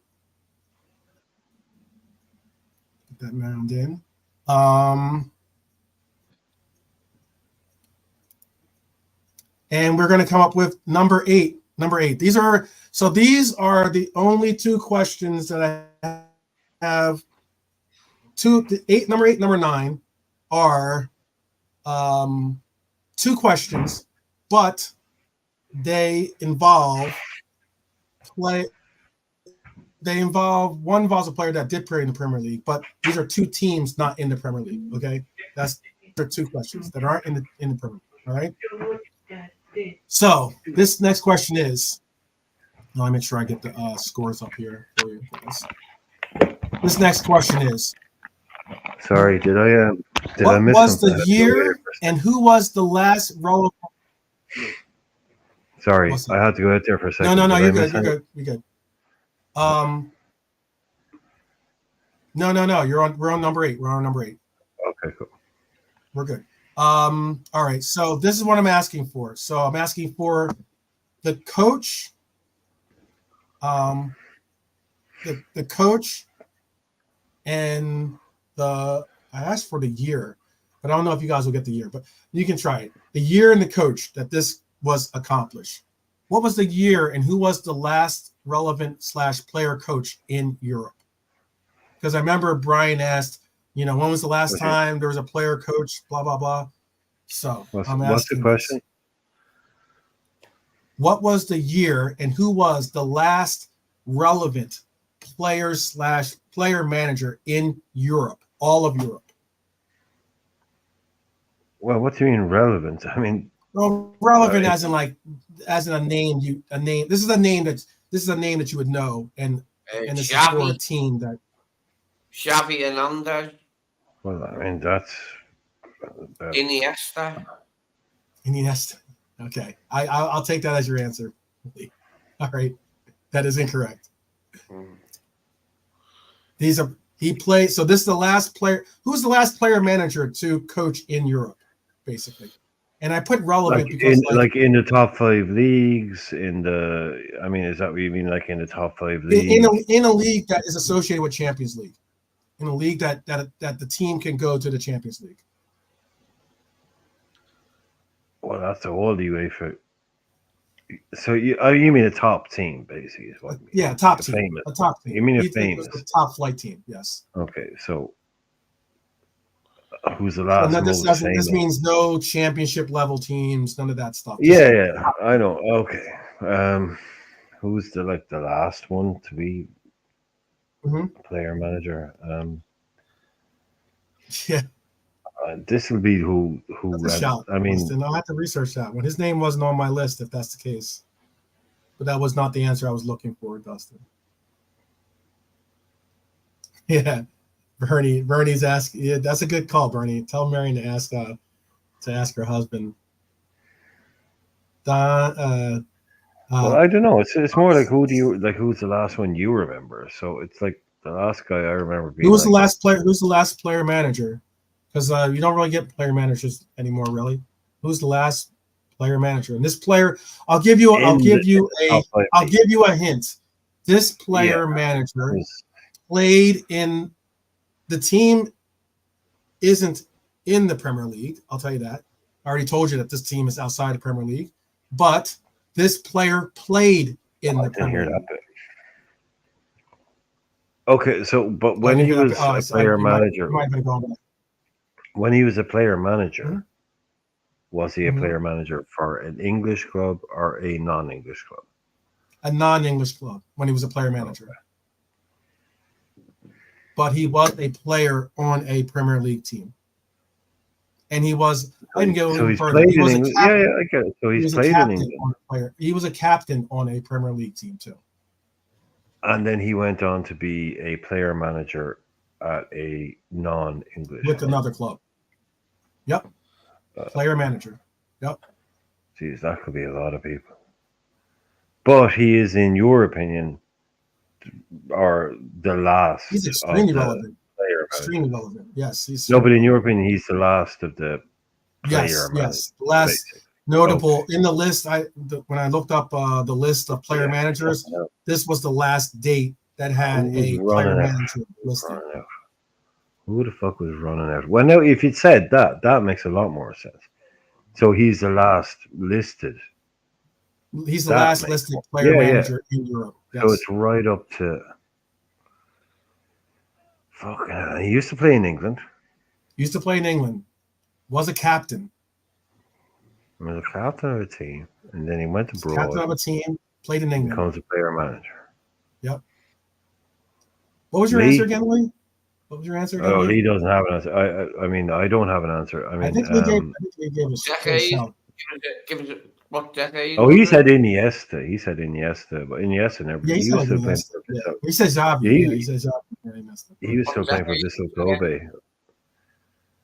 Well, I mean, we're trying to have Say to. so. I think we're probably going to have to work that bit out ourselves, Dima. I mean, he played in England, and he was a He played in captain. England. Then Yep, he and was a left captain. England, Then Do we left know what England. became a player manager He became somewhere a player manager with the team that he went in a top 5 league, apparently. Do we know what decade it was in? or in a No, league. that's what I Well, mean. We're probably, if he tells us what decade, I don't think we're going to know that. We're going to have to figure that bit out ourselves, I reckon. Fucking hell. So he's a captain in for a Premier League team. Then he went abroad Yep. and became a player manager. Yep. Yeah. I mean, how many who? Jürgen Klinsmann. Good shout. Yes. Is it Jurgen Klinsmann? Is that your answers? Is it Jurgen No, Klinsmann? I'll go. it's not Yeah. Jurgen Klinsmann. Oh, okay. Right. Okay. You would have went with that too? No. I would. think. Let me see. I'm gonna read out some of the answers in the chat here. Don Carlo is incorrect. Pops. Right shout though. Carlo never played. yeah. Carlo never played in the Milano, Premier League. Yeah, is incorrect. Zola is incorrect. Marion said Viali. Incorrect. I know Trap tried to explain the relevant portion of it. Seedorf, but that's incorrect, Philip. Lombardo for Bonkers, incorrect. Hippier is incorrect for Bernie. Who else you guys know? Deschamps, nope. Gattuso, no. Gattuso Blanc, never played in no. the Premier League. Yeah. Akin, no. Gianluca, no. Okay. Yes, you will have to catch up with YouTube name. I'll give you one. I'll give you two, and this is only for YouTube name. One quick question. This is, you have like 10 seconds to answer, so hopefully you can get it. What was the year, and who was the last player manager to coach in Europe? I put relevant because this name is someone that you should know. He's a former player, was a captain for a Premier League team before going on abroad to become a player manager with this next club. I'll see if you can get it. Oh, I fucking know. Oh. Yeah, you probably I do. swore Go ahead, say what it is. Sorry, no, I swore there out loud. Back. Yes. I know who Dara it is is correct. I know Dara who it is now. I know who it is now. I know it's Finney. Not Company. John Terry. It's Finney Company. Yep. In 2019, Vincent Company served as player manager for RSC Anderlecht before retiring. Yeah, it's Finney Company. Yeah, I knew. Yeah, it's Finney Company. Yeah.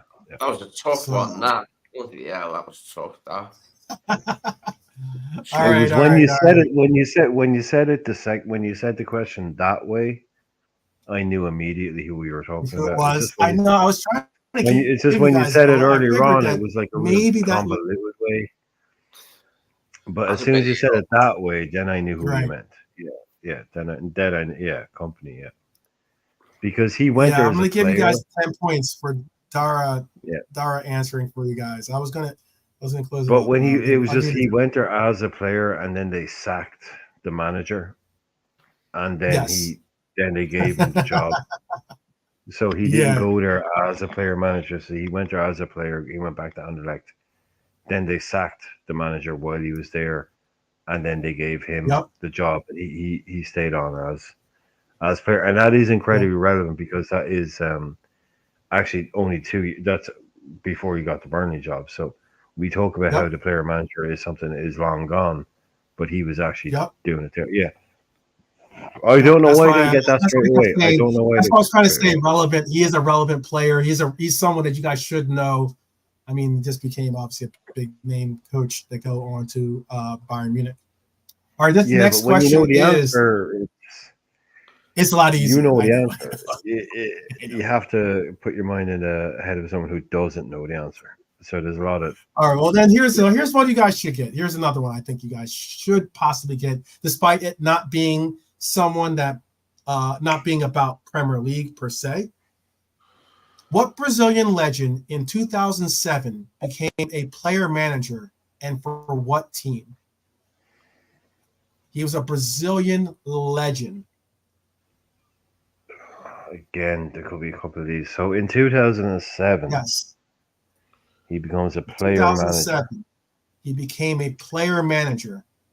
And which is for almost what 20 team? years ago now. So Almost. Stop saying that because that makes me feel even older than I am. know, but I'm just trying to think to date these players. Player manager who was still playing, say, 17 years ago for Brazil. He He's becomes a a player manager. World Cup legend, Brazilian World Cup legend, and also a World Cup winner. I'll give you that too. How about that? That's how he became a legend, is winning the World Cup. So he's. I'm sorry. What's the question? Who was the What team and what Brazilian was? legend in 2007 became Yeah. a player manager, and for what team? I'll give partial credit. I'll give partial credit if you only get the name or you don't get the team. So try to get both for full credit. Remember, Lee, don't say it out loud until. No, Norm and Marion. It is not that person. And YouTube name is not that person. Bonkers, that is not that person. I'm trying to answer it that way because I don't want to give away for the other participants. Oh yeah, because I haven't typed mine in Yeah. today. So.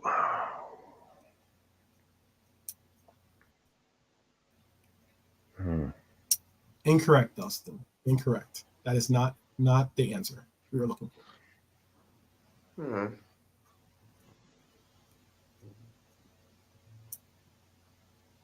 2007, this Brazilian legend became a player manager.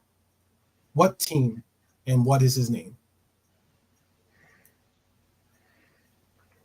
Still incorrect. Still goose eggs in the chat.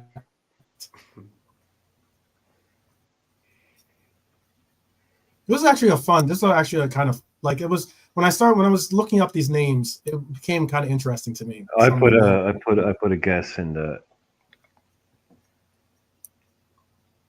Take care, Jimmy. Definitely. Good seeing you, by the way. Yeah, sorry, I can't read the chat, by the way. If anyone's in the chat, I can't read the chat because we're doing a quiz thing. Trap Joe, I thought it was that answer too, by the way. I did think it was that Anyone in answer. the chat that's saying hello or goodbye, then hello or goodbye. I think Pops was in the chat, you said, so hi Yeah, Pops.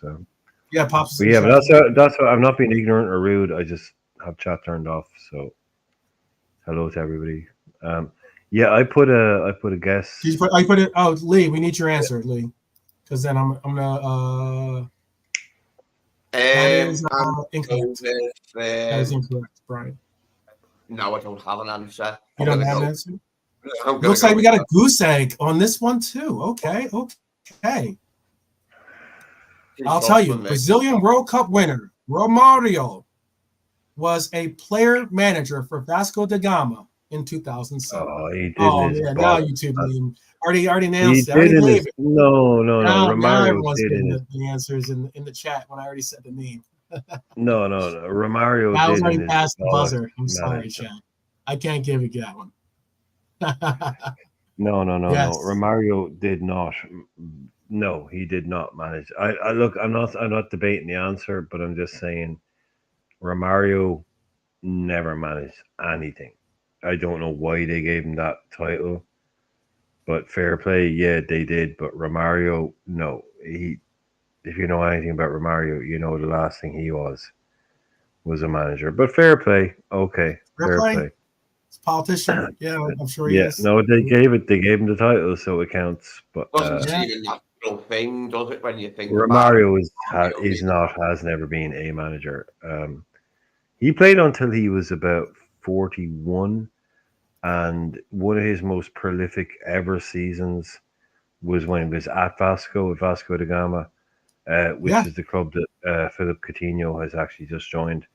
But when Romario was 39, he went back to Vasco da Gama after he was apparently finished in Europe and put up incredible numbers for two seasons at Vasco.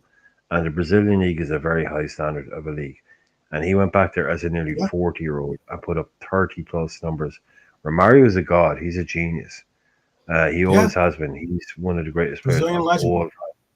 Never gets talked about. But all those boys, they'll tell you, Romario was as good as it gets. I did not know that he got the the title The of title. player manager, but okay, fair enough. He did. He got it. So we move. We move. It's stuck eggs. All right, It's this is stuck the eggs. big one. This is the big round. This is the big round, guys. This is the the one where big we get round. to gamble. This is where we This is get where to you get to gamble all of our points. you get to go fast and furious with this one. No, but I'm assuming So we can only have- gamble the points we've won, right? Yes. I'm assuming we can yes. only gamble the points that we have Yes, accumulated. it's like Final Jeopardy. It's like Final Jeopardy. Okay, so how many points do I have? Okay, so you have 20 points, Irishman. Scouts Okay, Lee Lee. has 30 points. And Okay. the Mighty Reds Army has a whopping 65 points. So Oh, basically, crap. Okay. but you have to wager Hey, something. You yeah. have to wager something. You have Well, to I'll wager go all 30. I'll go 30 anyway. Oh, you go all in? I'll Okay. go all in. You I'll wanna go all in, I I'll guess. go all Lee, in. right? Yeah, all in. Yeah, no point. You going all in? Pushing all your chips in? How about the Mighty Reds Army? What's the number? Nalante, what's the Mighty Red Army going to bring out? What's the score? What's the amount of points you're going to put in to kind of either win this, rub it in all of our faces, or or possibly lose? Yeah, Nalante gets to choose 40 points. 40 points. All right, 40 points. Is that what they're saying? They're saying 40? Okay. 40 points. All right. I don't know why This is they're the saying question. 40. Last Just question. Say 1. Because Yeah, we can't beat them. Broncos is saying 4. I know he's saying 4. Yeah, That we way, can't beat them. Yeah. He's saying 4 because if he lost 4, Yeah, then he would have Bonker's 61. brain is working. Yeah, exactly. Bonker's brain is working properly. No, he wants that. He wants that century mark. I got you. Definitely. All right, this is the big question. All right, you ready for this? All right. So 4 is like so again, Lee, give Brian a chance to type his answer in, and I'm going to keep it concise, as in you guys can just name players or name the players that I'm asking for. All right, because there have been 4 player managers in the Premier League since the year 2000. There have been 4 player managers in the Premier League since 2000. Can you name all 4 player managers?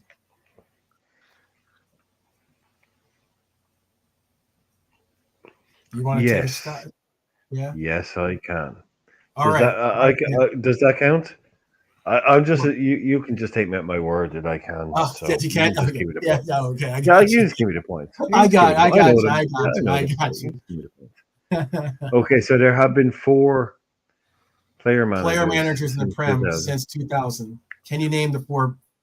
Well, some of them may have been mentioned earlier on.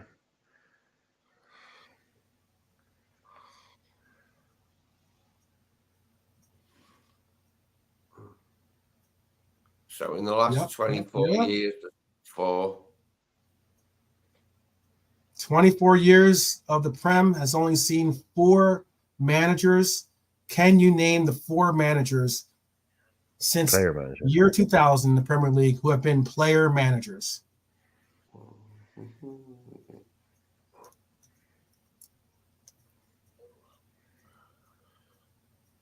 Yes, Marion, that is correct.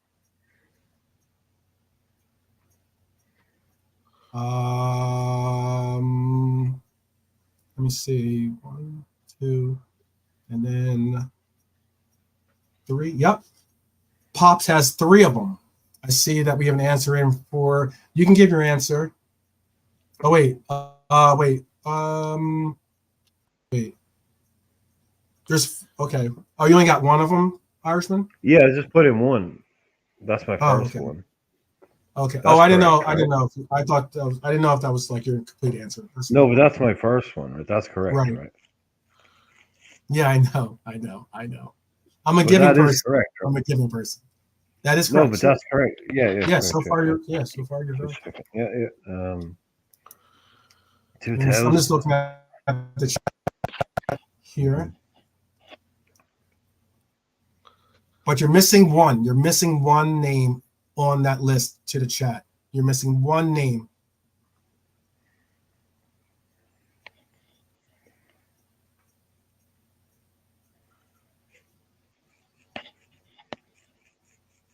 Oh, actually, you know what?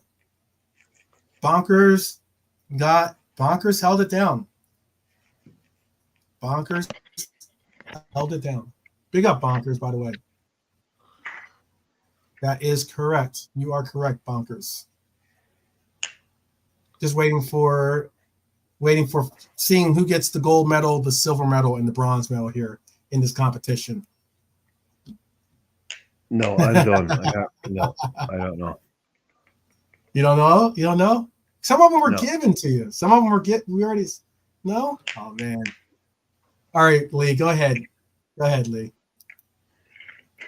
Mikel Arteta one, was he?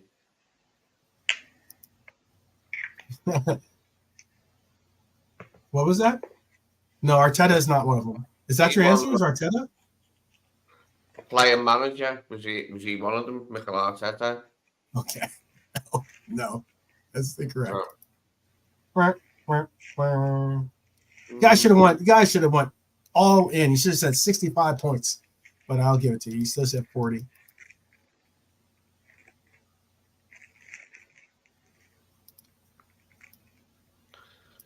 No, I bloody forgot who there was. Can't think of anyone. My brain's No? gone up. Trying to think. Oh, that's a shame. That's a shame. Well, I just That's a had shame. Giggs and Monk. That's all I had. Monk Lord. Oh, you just yeah. Yeah, there you go. That was sorry, correct. That was correct. Yeah, Giggs and Monk. They were my two. Oh, sorry. It didn't go. Yeah, sorry, I didn't type. Yeah, no, I had Giggs and Monk. Sorry, it didn't go. I just looked at it now. I know. Yeah, you told me Monk, so that's what I said. You told us. So I knew there was Giggs and Monk. Yeah. Yeah, sorry, I put those two. Yeah, I just looked. Rude was Rude. Yeah, Rude Hullett was before 2000. Marion. Yeah, but you guys already got it. Already gave you points because Bonkers got the correct answer. The answers were Stuart McCall, who managed Bradford City. Yeah, Bradford. In late 2000. Yeah. Gary Monk, who I gave you guys earlier, for Swansea. Ryan Giggs, who I also said earlier in the question for Manchester United. Yeah. And the last one on the list was Leon Britton. Leon Britton at Swansea after Brendan left. Swansea. Yep. After Brendan left. Clement. They had a few kind of trying to replace Brendan moments, and Leon Britton got the gig for a while. Yeah. I remember. Yep. And that's the thing. Like, two of those players are Swansea, Monk and Britton. Yep. They're both Swansea players, so they had that kind of idea going on there. You know, the La Masia or Barcelona. You know, ex-player takes over as manager, total football kind of thing was what they were trying to do. But yeah, Leon Britton. Yeah, really good little player. Him, Welsh international. Big. I like the courage. I know Pops was trying to play smart and safe with the 4 points, but I like the courage of Stuart McCall though. Anybody remembers? No, anybody that genuinely, because like I said earlier on, shenanigans, but anyone that genuinely remembered Stuart McCall playing as player manager for Bradford, yeah, fair play to you if you genuinely remember that one. That's all I'm saying. Genuinely, if you remember that one, fair play to you. But Mighty Red's Army undefeated as usual. Yeah, not that many Bradford fans. There's only two questions that stumped. There's only two questions that stumped everyone, and only two questions that stumped Mighty's Red Army in total. Pretty good. Well, I hope you guys had fun with that one. I thought it was actually kind of and there were some tough ones in there. I got you. I understood.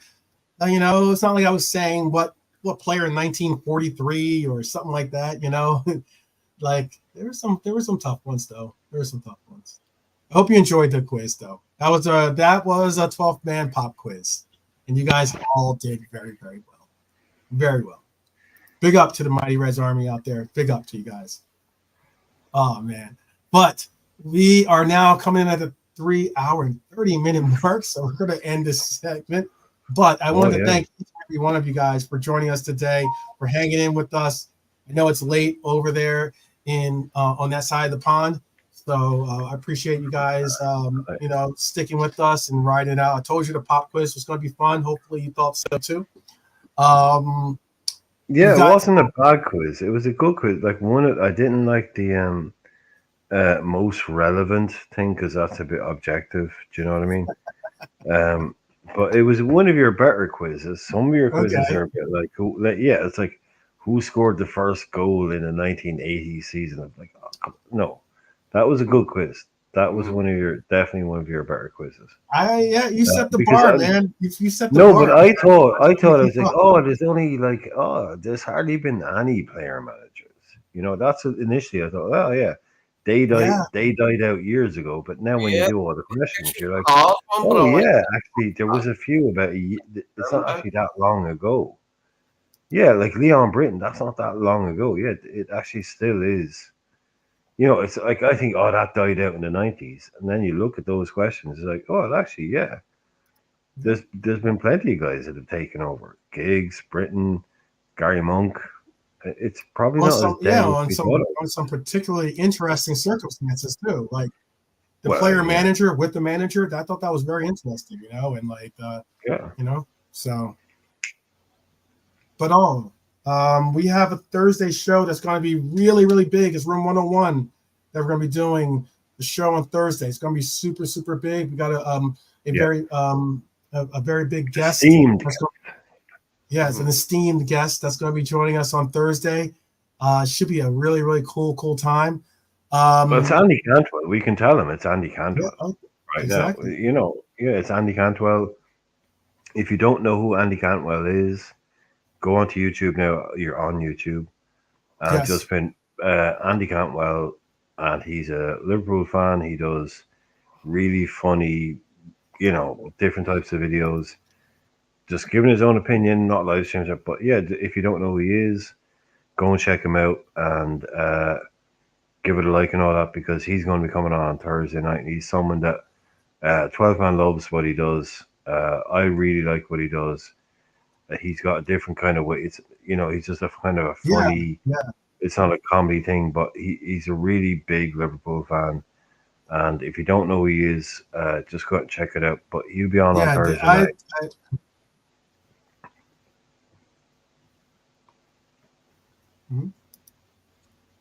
I'm trying to. I'm gonna see if I can get his URL. Oh yeah, pop it in. Yeah, no, he's good guy. I'm following. Yeah, I think we're getting a bit glitchy. Yeah, it's glitching. It's just a bit of a delay there. But yeah, no, but just come. Yeah, no, he's a really funny guy. That's pretty much because. Yeah, it's crackling.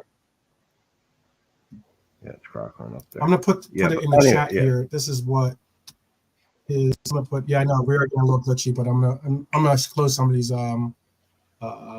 these windows. Maybe that's doing it, but this is his. You can find him here if you want to go and check him out. I put it in the chat. Definitely a really, really funny guy.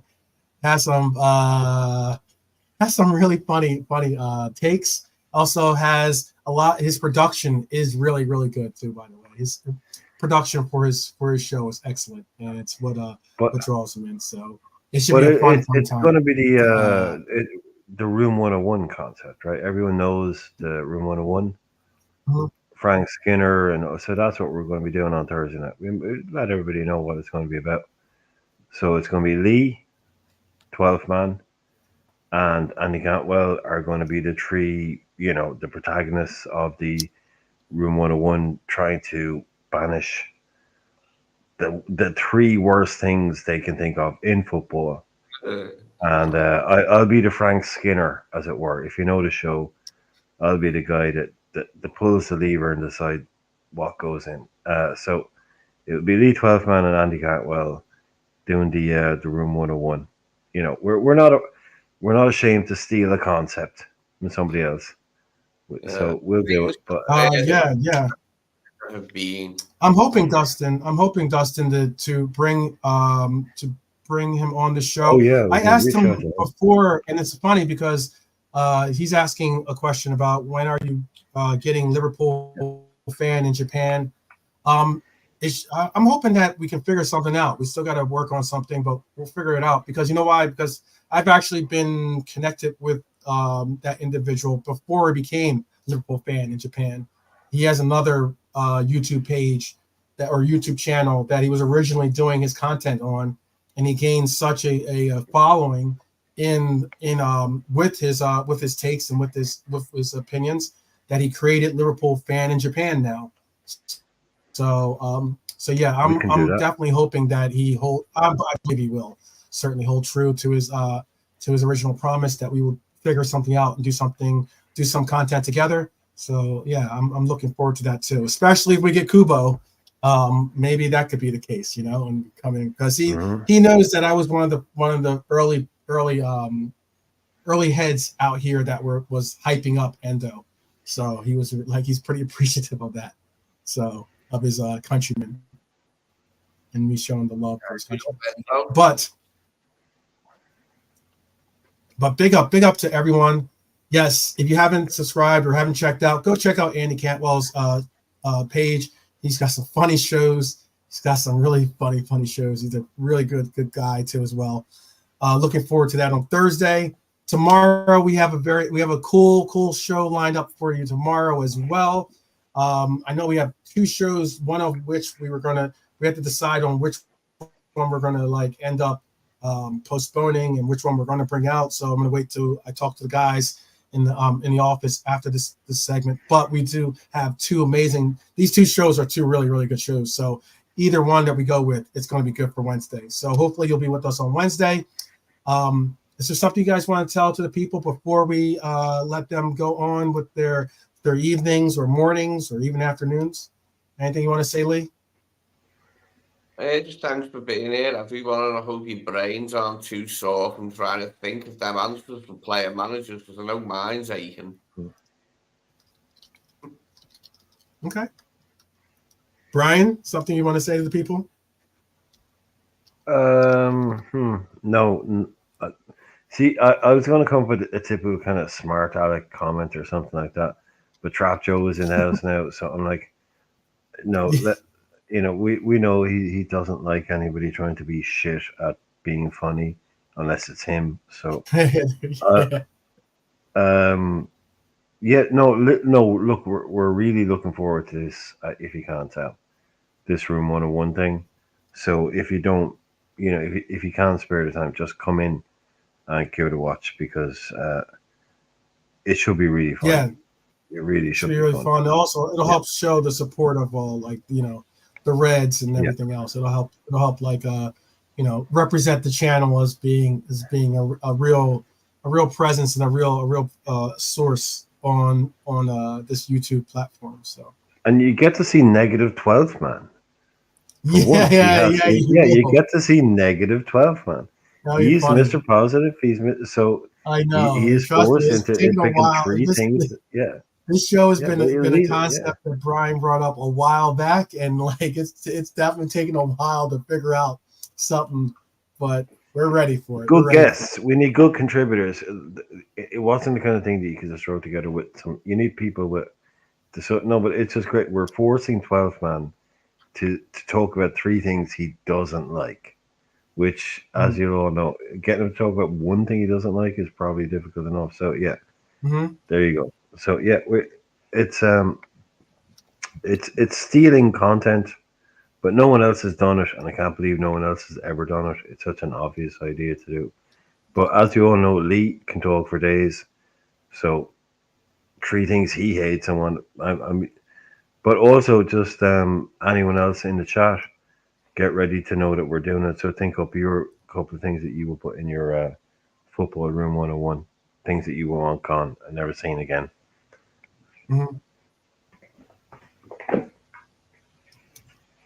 Negative 12 man is scary. Yeah, it could be. It'll be like from The Ring or something, or something. So like that. Really anyway, yes, big up to everyone out there. Yeah, the ring was the Japanese one I was talking about. Yeah. Yeah. Um, The remake. yeah, I'm gonna sit back. Yeah, I'll sit back like Saul or something. Yeah. But big up to everyone, and thank you for checking us out today. Hopefully, you'll be back tomorrow. You know, as I always say, like as in continue to promote positive mental health for you and physical health for yourself as well. Each are definitely connected. But I also always say, and I always like to make sure it's loud and clear. Up the Reds, people. Up the Reds. Until tomorrow, peace.